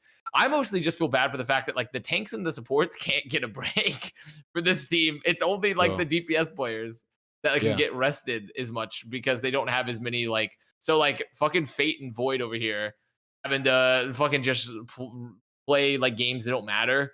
And kind of like, luckily, I mean, if they're not, because they also said they're not scrimming as much as well. So like, hopefully they're still getting that rest from scrims, which is generally a little bit more intense. If you're not actually trying as much in the matches, and playing a little bit more experimental. So that's kind of my one downside to this, is that like, it obviously depends on where players' attitudes are, but that is something to think about when you think about like the sort of the soft skills that fill a team. Is like, well, we're not trying, we're going to play, but then your tank players are like, but I have to play Overwatch. Yeah. Still, well, I still have to play Overwatch. There's another part of this. I want to ask Jonathan, right? If you know that your team is not practicing as much, but you're still, I mean, the Shanghai Dragons are not going into these games deliberately losing. We're not saying that they're trying to rig the standings or anything. That would be unethical. But what they're doing is turning up with less practice, looking less coordinated, running some of their B squad, right? The classic stuff that happens in all traditional sports as well. Is there a risk that they mentally get boomed a bit by losing these games, you know, and not going to Hawaii, that kind of thing? If you're a Shanghai player that's been winning everything, I imagine it would be pretty crushing to, or maybe you'd even regret not trying if you end up on the outside looking in for the Countdown Cup. Yeah, Siri's barking right now because mom just came home. So there might be some barking. Yeah, there is definitely a chance of that. Absolutely. And that is sort of what I'm scared of when people break that form and they practice regimes. I gotta let Siri out. I'm sorry. I'll get back to my There we point. go, If you- Jonathan. There we go. I can always predict what Jonathan will say because I think if you go into these matches on the same page as one another, like you're probably going to be fine. Christ, like the whole point of participating in the regular season is to get league points. You now Yeah. have league points. Yeah. Like it seems like absolute insanity that you would apply yourself with the same vim and vigor when it could cost you further down the line. These players don't give a fuck about the prize money at the tournament finals. I hate to break it to you guys. All they care about is winning the whole damn thing. Yeah. And going to Hawaii is anything but a holiday. Remember what Hawk was tweeting? I mean, even Sure, tougher for yeah. them because they go to Hawaii and get no league points. You don't get a break. So it's like, you know, and I talked to Harsha about this as well as we sort of discussed the situation out there. Like I know for a fact that Dallas really, when they were in Hawaii, they really tried to buffer themselves against too much media obligation, against too much, you know, strict practice. Like they really tried to give themselves an environment where they could try and unwind a little bit and just focus on the games without, you know, all this peripheral stuff going on. You know, it's brutal. The better you play, the less break you get. You know what I mean? It's like, you know, it's the other end of the worst team say we don't get as much time to play sort of officials, but I guarantee you they're happy. Your teams that aren't making knockouts or whatever are probably happy to have the extra time to practice. Do you mean you talked to Tasmo there rather than Harsha? Is that who you meant? No, I actually spoke to Harsha just because we were chatting about the situation externally. Right. Because I asked him a little bit about like what went wrong for Houston, and you know, I asked him to maybe give me an idea of what the mindset might. Obviously, that team didn't go to Hawaii, right? But the coaches do talk to each other, and Tasmo. Yeah, I just wanted clarification there. Yeah. Okay. And also, sorry, before we end this topic as well, if anyone makes the practice argument that like they should use this time to practice, and I'm not saying you did it, Sideshow, you're just asking the questions, right? I don't think you truly believe that. But if someone were to make the practice argument, I don't think they fully understand what it means to practice when you're boomed or like when you're tired mentally, because it's not going to be efficient practice. So even though you're playing as some of the best teams in the world, you're playing competitive matches, like when it really matters, there's stuff on the line, that is some of the best practice you can get. It's not under the right conditions, so it doesn't matter. You need to be in the right state of mind. You need to have the right mindset, the right goals, because otherwise that practice is not going to mean anything. So if you're not in the right state to properly practice to begin with, that the circumstances mean fuck all. Like it really doesn't matter. So until the players feel better and they feel more motivated and more energized and actually have like a proper goal and a target, it's not worth to put in the energy, the time and effort, because it's just going to make things worse. So it's not good practice. Despite, you know, you'd like to think so. I also just want to point out that I saw a bunch of comments on Reddit and stuff saying that, well, the people saying Shanghai are sandbagging are morons because they ran their main roster against New York and they still lost. You don't have to run subs to sandbag. That's not a requirement. There's that makes so many ways to throw. Ask this man. Yeah. Take it from me. I have a fucking PhD in it. But yeah, the looking at the Shanghai games, they clearly were underperforming compared to what they were doing when they went to Hawaii. And there's no meta reason for it. There's no individual reason for it outside of that burnout and the fact that they've already accomplished their goal. So I think it's very clear in this case. It's okay to make excuses for this and say that they're relaxing a little bit, because the games that really matter, guys, are the fucking playoffs. So it's okay to like let a team off the hook for this stuff and then not be mad about it. Who gives a fuck? And they've also earned it. They've just earned it. Yeah. You know? Yeah. Like, Well, that's the one team that's earned it. That has set up, though, a lot of hype for the Philadelphia Fusion and the NY Excelsior. So let's talk about Philly, right? Let's get into this team. They dealt a smackdown on the Shanghai Dragons, a 3-0 whopping of them. And yes, in the first map, Develop was in, and I think it was like the last map, Who Are You, was in, playing the Farah. And that, to me, when I was watching the game, did make a very sizable impact. Who Are You played Tracer, by the way, as well. Yes, Who Are You did play Tracer. That was not good. That was absolutely not good. I mean, he also got bullied by EQO on the Farah. EQO was just clapping him on that. And then Develop at the beginning just didn't have any of the synergy, despite having a good individual level. But in terms of focusing on the Fusion, personally, I was very impressed by their backline and the peel. So like Hotba playing alongside Alarm and Funny Astro, now that they've had some time together to be able to synergize, looked fucking fabulous to me. Like Alarm had so many great moments. The peel is great.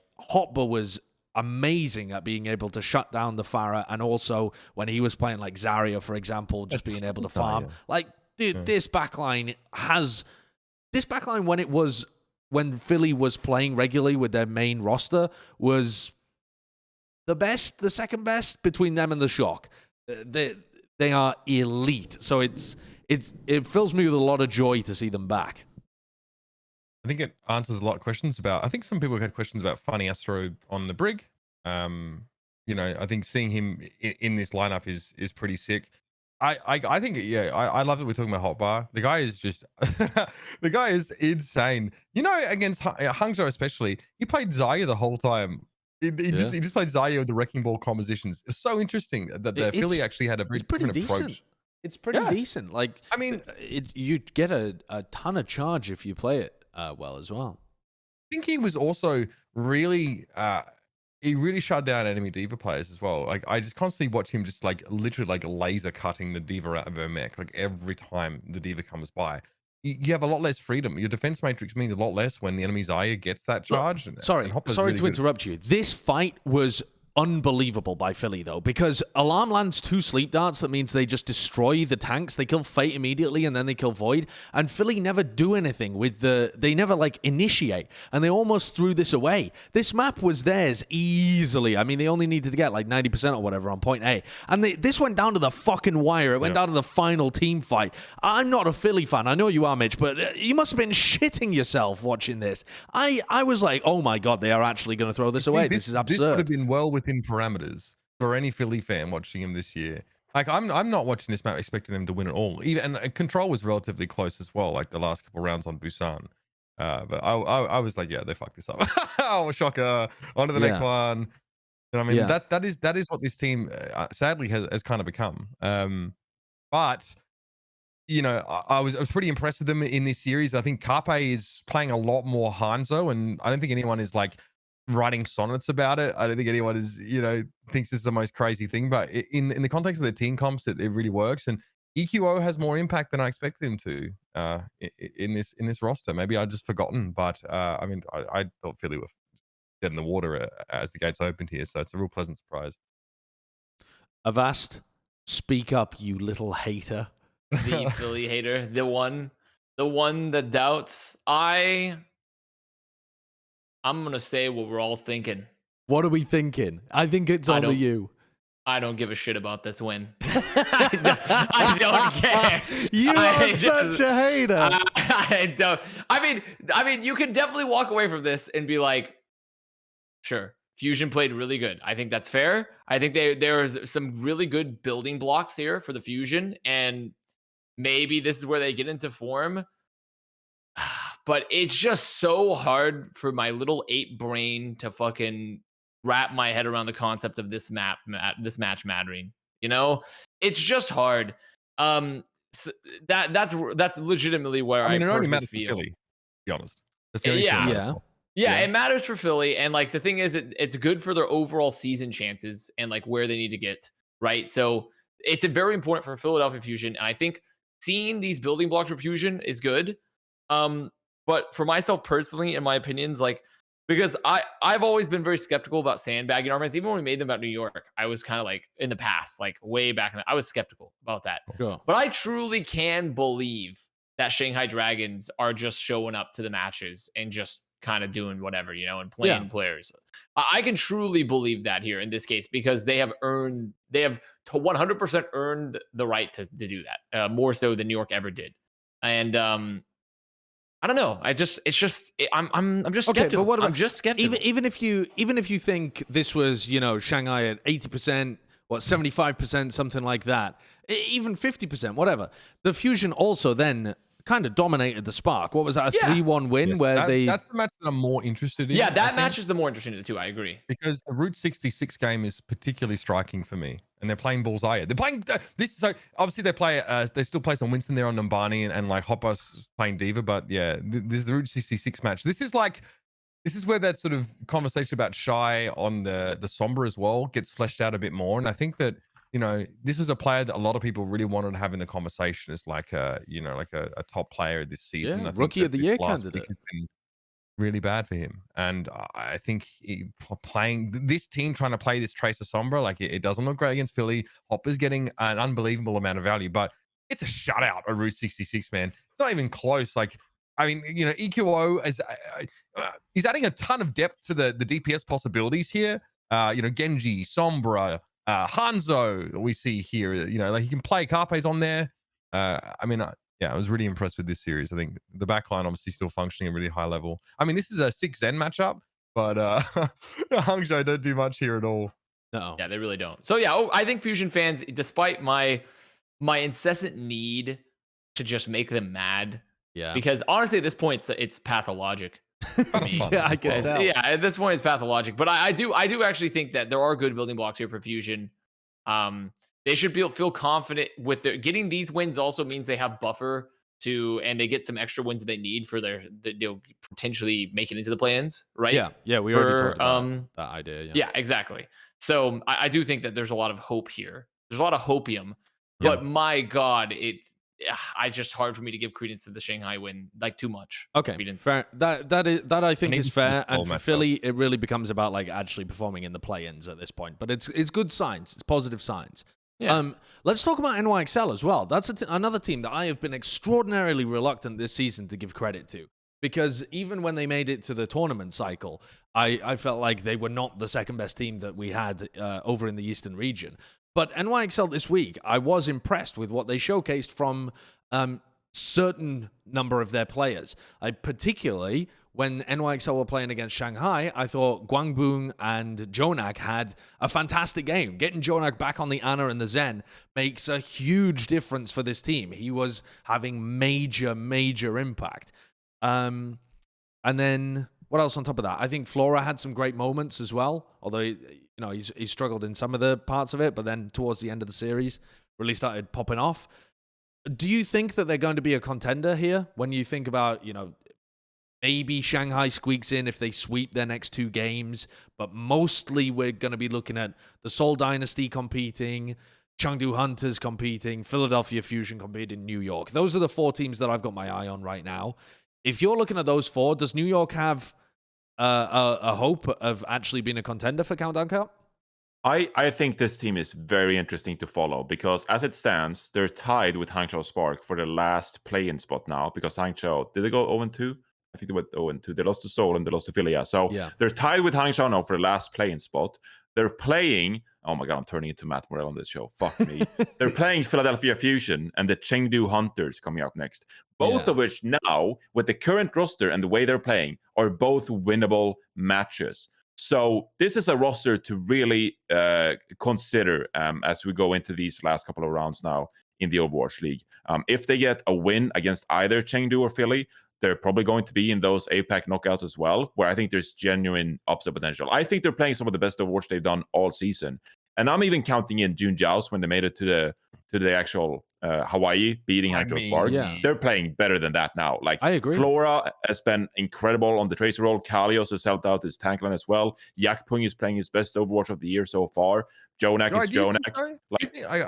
I am struggling to be sold on Yakpung. I'll be honest with you. He played better this weekend. What I like is that they can get Jonak very consistently on Ana, feed him the nanos to keep him alive, and they don't revolve around him. He goes in, they're proactive, he makes space, Guangbong kills things. That is a dynamic I can appreciate for NYXL, because it felt like in the past they were trying to play slowly, and he would end up just taking a fuck ton of poke damage and dying early. But if you're the initiator, the aggressor in the fight, then you don't actually have that time window where it's dangerous and you're taking a ton of poke, If you play a bit more of a straight-up aggressive style, I think it does help Yakpung. I don't think he's a great player, but I think they've found a style that works best for him. Yeah. I also think this is a return to old Jonak, this match. Yeah. Return to old Jonak, the MVP of the league. Yeah, no, not like MPP tier, obviously, like the best flex support in the fucking league. But like, it looked like I saw Jonak. He had done the fucking. It's in the Dark Knight Rises where fucking Bruce Wayne has to train his broken back in the pit and rise, and that's Jonak here with New York. He's fixed himself, and he's looking like himself again. He looks really good on Ana and Zin. I think he's just kind of an Overwatch classic type of guy. You know, he doesn't play he's not as good on the DLC heroes. You know, like on BAP on stuff like that. He's just more of a Zin and Ana player. Agreed. It feels, and his impact is felt on those heroes much more at times. Would you I mean, I guess we're going to do this when we talk about the matches, actually, in terms of NYXL being the favorites. But what kind of chance do they have, do you think, of making it to the Countdown Cup, being a top team? Their matches are hard. They are. But I think this Fusion match is winnable. Well, they've beaten them twice before in the season, haven't they? Yeah, I think this Fusion match is very winnable. And if they can beat Fusion, when Fusion are looking better, like a lot better, right? They're looking like a team that can win. They have building blocks. Then I believe they could beat Chengdu. If they can, I straight up, I think right now this is the best New York has looked the entire season by far. Their meta, I think, is good for them.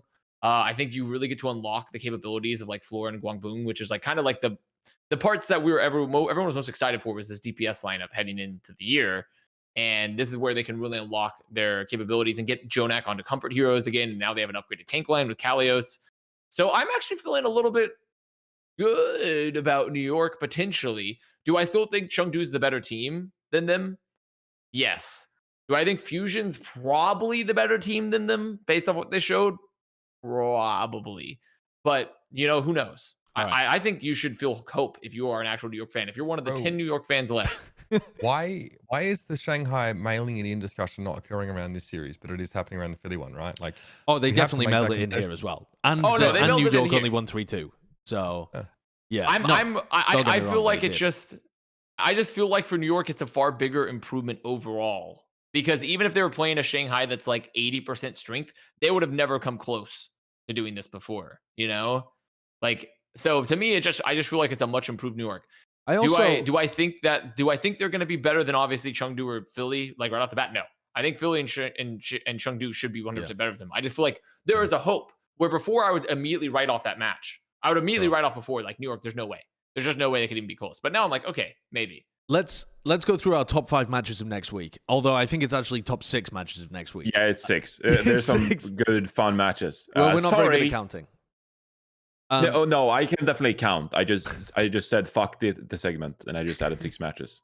All right. Well, the first one is one that I think a lot of people would not expect to be in your good match bracket. But it's so fun. Okay, well, let's kick it off then. It's the London Spitfire. It's the London Spitfire and the Toronto Defiant. Any spice? Any spice? Oh! Come on, Jonathan's going with London. Is this Hardy apologism? Is this what I'm seeing here? Is this the Hardy ball carrying them to victory, Johnny? People keep telling me that Hardy is still a great main tank player. And if he can play the ball, he's played some ball already this season. Sparker, maybe playing some of that Pharah. I'm all for it. I think this could be a good meta for them. I think Toronto Defiant could be worse. I mean, maybe Nice can bring out the Pharah. Maybe Ansonye will play the Mercy. I don't know what they're going to do, okay, the Toronto Defiant. London Spitfire, to me, this feels like the meta they would shine in. Wasn't this the meta they were really good at in British Hurricane as well? Like, sort of similar to this. Am I completely forgetting now? But I feel like this should be the meta for London Spitfire. And I think they're going to swoop in. Bit of an upset here, taking on the Toronto Defiant. Okay, they're not going to go in winless against. I think this is good for hybrid, right? I think this is a decent hero pool for sorry, not Sparker. Excuse me. Oh, for Sparker, yeah, I was going to say that. Yeah. Right. Yeah. But Molfig Sigma's banned, which is I think is one of his best picks, and I think Molfig. I don't know what Hardy's ball is like, but I know I know Molfig's might almost be better potentially. I'm not so. I don't know. Who's coming out and playing Sombra here? I mean, what is London even going to be running? Blase. Sure. I don't know, man. We haven't seen either of these teams play, and I'm just giving Toronto Defiant the benefit of the doubt. I can't be predicting the team that hasn't won a match all season. That is that is mental. If you're a viewer and you're thinking that maybe I swayed your opinion on this match, keep in mind that I went 1-7 in Preds this past weekend. So maybe don't take it from me, okay? not really doing my best. My reputation as an analyst right now is slowly degrading. I wouldn't take. Do they play recommendations from me. Sparker or Shax on Tracer? Seems like a good meta for Shax. Like his Actually, style. great. I mean, Shax's Sombra is also With the kinda- Harmony Orb Remember that attacks. time the Valiant beat the Titans and Shax was just pooing on the Sombra. Yeah, It yeah. was so good then. Yeah, he had that. Well, I mean, they flash. could definitely play. I mean, like they have a lot of options. I think they do have options meta wise for London. It's just they haven't won a match. Yeah. And I also hope. I mean, I hope and pray that they don't win this match because it would ruin the bread bowl. And Yes. that is, Yeah, exactly. it's so Yes. close. If London if won this Defiant game, ruins this, I'm fucking sending a I've letter got my to Overactive sourdough Media. starters ready to go, and they're gonna be fucking ruined if they're. I'm we get fucking to this sending a match. letter. I was so big on this team too. And if this is the match, if they lose to London Spitfire here and deny us the bread bowl, I am so fucking mad at Toronto Defiant because I was big on this team heading to this year, and League they're needs a gonna ruin W. this. I'm for just me. saying, we need a spectacle. we do. I hope you guys are ready for the London Spitfire honeymoon phase, playing the Wrecking Ball meta. Oh no! All right. Let's crush Jonathan's soul with this next prediction. It's the Washington Justice playing against the Toronto Defiant. Where are we going here? Oh, Jonathan and Avast are both bred in the Washington Justice. I just can't do it, man. I know that they might get better, but I just can't do it this week. I'm not doing it again. I'm not allowing myself to get disappointed by them. I don't really give a fuck who wins this game, but I'm not going to allow myself to get disappointed again by this fucking American team. It just ain't happening. Justice, technically, they have a good record of becoming the best team in the world when they're mathematically eliminated from playoffs. So we'll have to keep an eye on that story as it develops. I don't like they're 0-6, 0-2 right now, right? So I don't think knockouts are really an option. I think they'd have to have a +6 map differential at 2-2 to do it. We haven't seen the Defiant in this kind of meta, but I think that like Toronto have a great front line, a great DPS line for this kind of play. Like I have not seen anyone as obsessed with flanking. Like nice is the kind of person that doesn't look anyone in the eye, mate. He has to approach you from the side. That's true. Like that's he walks up to a counter and he's confused. He has to sidle up to a counter to order his food because he just cannot approach someone directly. He's obsessed with flanking. I think this is probably a good time for him to, start to display his mastery in that role. Jonathan, are you expecting this to be the classic Washington Justice shit the bed in the first week and then they just come out and dominate the next two? I don't know. That happened in the June Joust, right? I mean, they didn't dominate, don't get me wrong, but they played like a close 5-map series against the Shock or something, and then they won the other one, and they actually looked like a top team. This team does seem slow to warm up. I can understand why you might still have faith, but why would you do it to yourself, man? Why would you do it to yourself? I feel like I'm being true to myself. I hurt myself today. I'm not going to watch this match. I'm not going to watch this match. I'm just going to watch this match. I'm just going to walk away. I don't want to be here. Yeah. All right. I don't know how you can pick Defiant, honestly. I'm just not confident. Their most recent record was like they've lost to any team that has a pulse. Don't give a fuck. This team doesn't have a pulse. They played map 5 to Florida Mayhem when Florida Mayhem was just a CPR dummy rolling on the ground. They just like played to map 5 versus them. No, don't get me wrong. I know the Wrecking Ball is promising, and obviously like Hisu and Aspire are DPS here. Like Hisu and Aspire is a great DPS line here. Hisu has been excellent on Sombra in the past. Yeah. If he can get anywhere near that for this game with Aspire's Tracer, I think they have a shot. Aspire can just match Decay, or at least just stop him from running away with this series. If he can just tag the enemy Tracer, then I feel pretty good about it. Would you not want to see this team opt into the far immersive with Yana? Would you not want to see? Lastro Ana is pretty fucking lit. Lastro Ana is pretty fucking lit. Off, and then you can play like any Tracer. You have like 2 or 3 Tracer players. Sado Ball. No, I don't think I would. Arista, right? I would rather see them be proactive and not allow the team fights to just kind of. They've looked their best when they've been dive centric. Defiant have. They've looked their best. Which would be the, but I just, I've just remembered. Important I think in this matchup. didn't Defiant and Justice play earlier in the season, and it was like 2 teams that never wanted to attack each other, and they were like, it was actually the most passive game in the existence. They got 3-0. Still got 3-0. They still got 3-0 though. They have never taken a map from Defiant so far this season, but they've only played once. May Melee? That was in. If it was in week 3, that was in Melee. Yeah. Okay, I'm not watching this game either. Vancouver was definitely like that. I'm not watching this game. We'll move on to the next one. This one on paper is a good one. Atlanta Reign playing against the Dallas Fuel. All right, show me your preds for this. Really?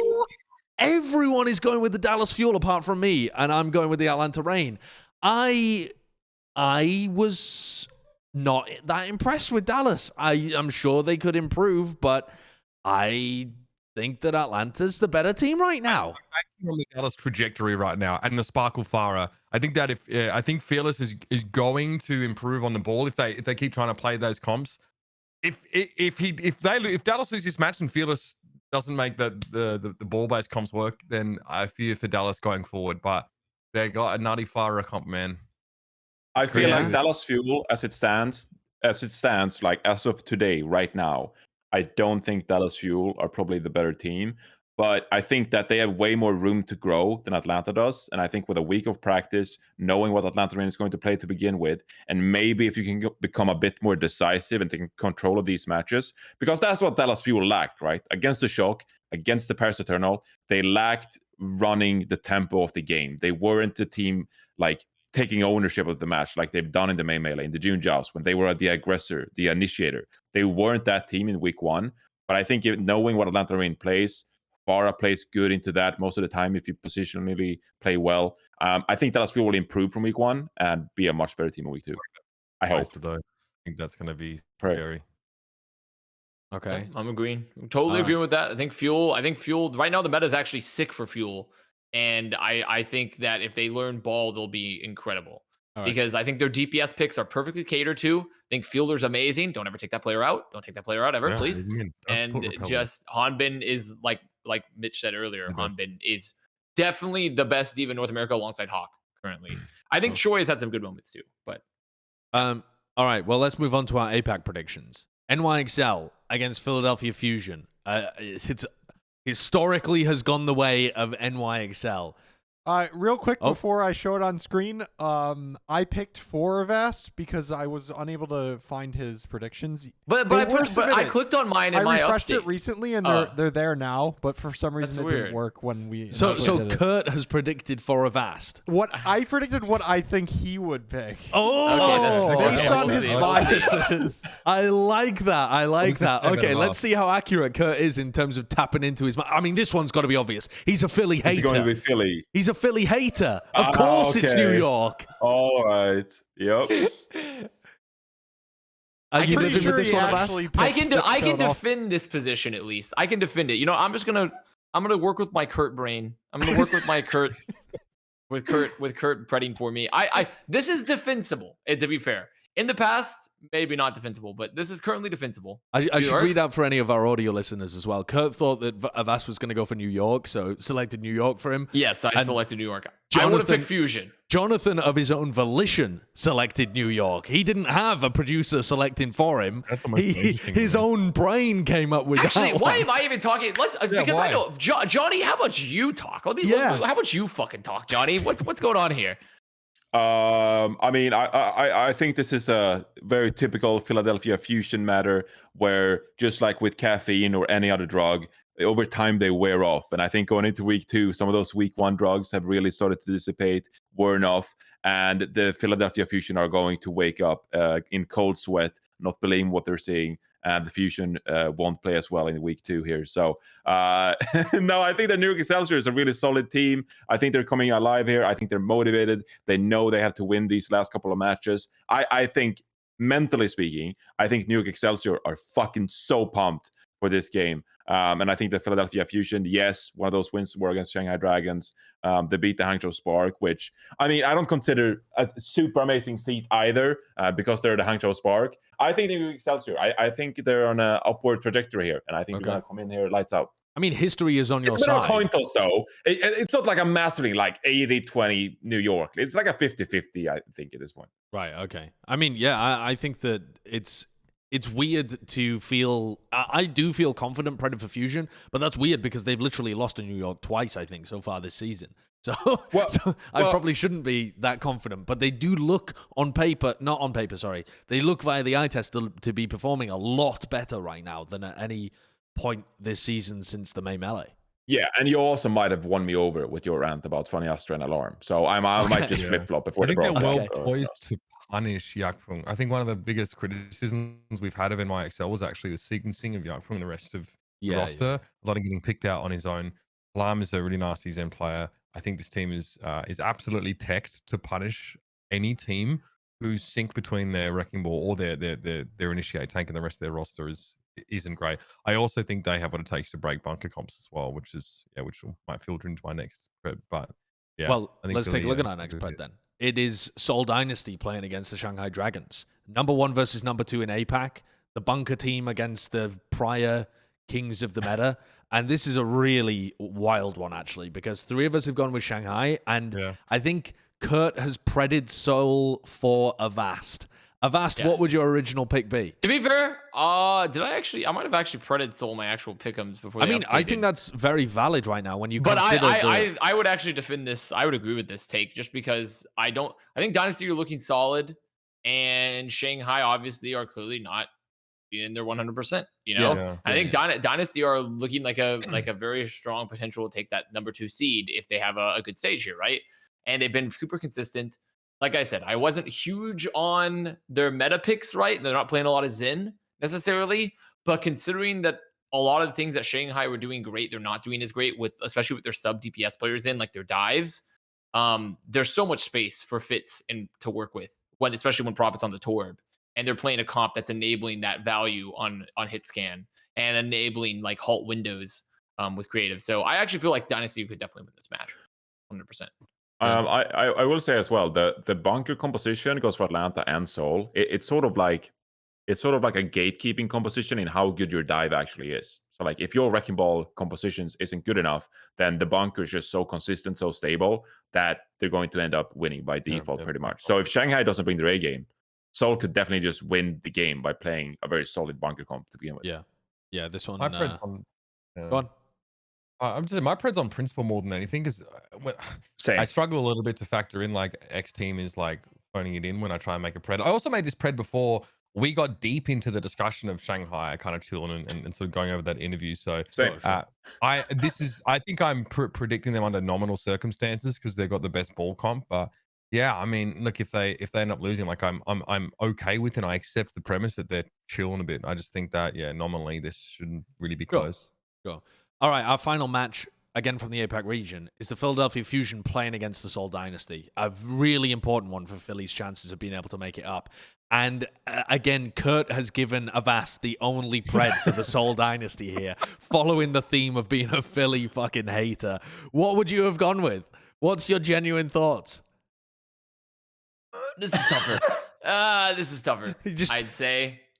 Let me poop before I answer. My genuine thoughts here is that this is way harder to predict than I could see Dynasty beating Shanghai just with their current performance and how Dynasty's been so consistent.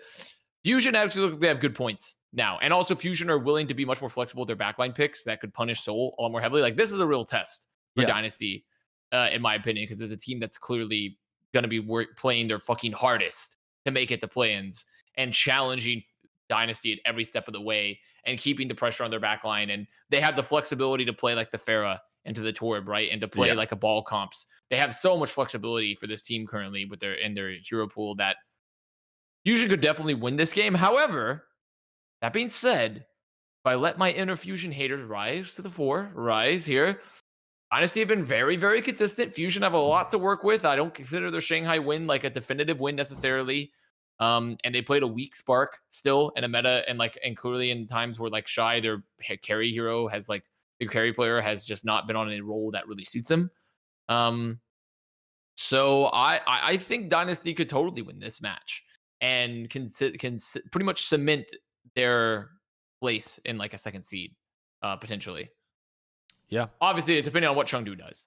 Yeah, well, yes, absolutely. And we don't really have any of the Chengdu games in our Preds because they should be rolling their Yeah, opposition. they're not necessarily top games, right? Yeah, and also we haven't seen Chengdu, so I mean, God knows. And maybe they fall under the same curse as Shanghai, where they're just burnt out or whatever. But it does seem like they have a decent path to the playoffs. All right, time to get into our. Oh yeah, they play against Guangzhou. Oh, that game against New York is actually pretty spicy. Yeah. But okay, let's get on to our next segment. It's Bren's Player of the Week. Bren's Player of the Week this week, I'm hearing from upstairs, where he's probably streaming Valorant or something. Or I mean, what has he been playing recently? He's playing League. Yeah, I saw League of Legends. He's playing League. Some Dark Souls speedruns, whatever else. Yeah. I saw him play New Worlds 2, Two Worlds, or something like that. I don't know what that was, but talking about hobbits and orcs and things. It was dreadful. Bren's Player of the Week this week, I'm gonna go with Pelican. I'm going with Pelican because even though there was a lot of different options to choose from here, I could have gone with Jake. It was his birthday, and he was very good at being able to lead the charge with a lot of the players in terms of donating to very good causes this week. I could have gone with players from APAC like Guangbun or Jonak, the return to Old Knack. But to me, seeing Pelican come out and just body the Houston Outlaws on Tracer of all things really reignited this interest to see how far he can go as a rookie player, as a potential person that's in the conversation for MVP candidacy. I feel like this was a major week for Pelican in terms of paying attention to his story throughout the year. I always, he's been good all season long. He's been great all season long, in fact. But I felt like this week was the week for me where he really entered the MVP conversation, although he's still, working his way up the rankings. Slapping on Echo, being like legitimately like a top 3 Echo player. Many of us were not willing, even after that, to put him into the conversation because it's just not enough, right? But I got to hand it to the Rain for actually sort of plugging him in so many different roles now and letting him just be exemplary in all of them. I think this is fantastic for his stock as an individual, and it's clearly helped Atlanta on the ground. You don't often see Dante on the receiving end of a shellacking like that, but that guy had turned tail 90% of the time. Again, we talked about the brig difference and stuff like that, but yeah, man, he was head and shoulders above the competition this week. Absolutely. That was your input. Thank you. He's by far at this point, or not maybe by far, but he is the leading Rookie of the Year candidate now. I think that's all that needs to be said about Pelican. Sure. Amazing performance. Sure. I would agree with that. All right. Final segment is the Welcome to Member segment as well, Curtis. Tier 2. Looking good. Looking good. What is that? Some kind of tech error. The members got squished. I don't know what happened. Do you want to read out the names? Yeah. I'll fix that for next week. The numbers. Yeah. So we got 4 new members. We got Sweet Zerlandia, Contra C, Eddie, Richard Graham. And shout out to Eddie for being a large tier 2 member. Oh, thank you. Welcome to member. Welcome to member. Shout out to Sweet Zerlandia. She's really lovely and supportive of a lot of us broadcast talent, especially on Twitter. So there we go. Remember. And that does it for episode 98. I'm going to leave you with the normal reminders to subscribe to the channel, etc., etc. And then a final reminder as well that our ad revenue from this month plus, until the end of the Countdown Cup is going to be donated to Rain. I encourage you to go and check out the organization as well online. Make your own donation if you feel incentivized to be able to do that. Otherwise, just watching is going to accrue a passive donation towards them anyway. Because that's the charity that we've decided to support in light of the earlier not concerns, what's the right word? Atrocities, perhaps, is the right word. Harassment? Yeah, all of those words, I think, are much more apt. Happening inside Activision Blizzard currently.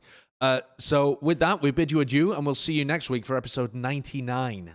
Ooh, it's got a nice ring to it, doesn't it?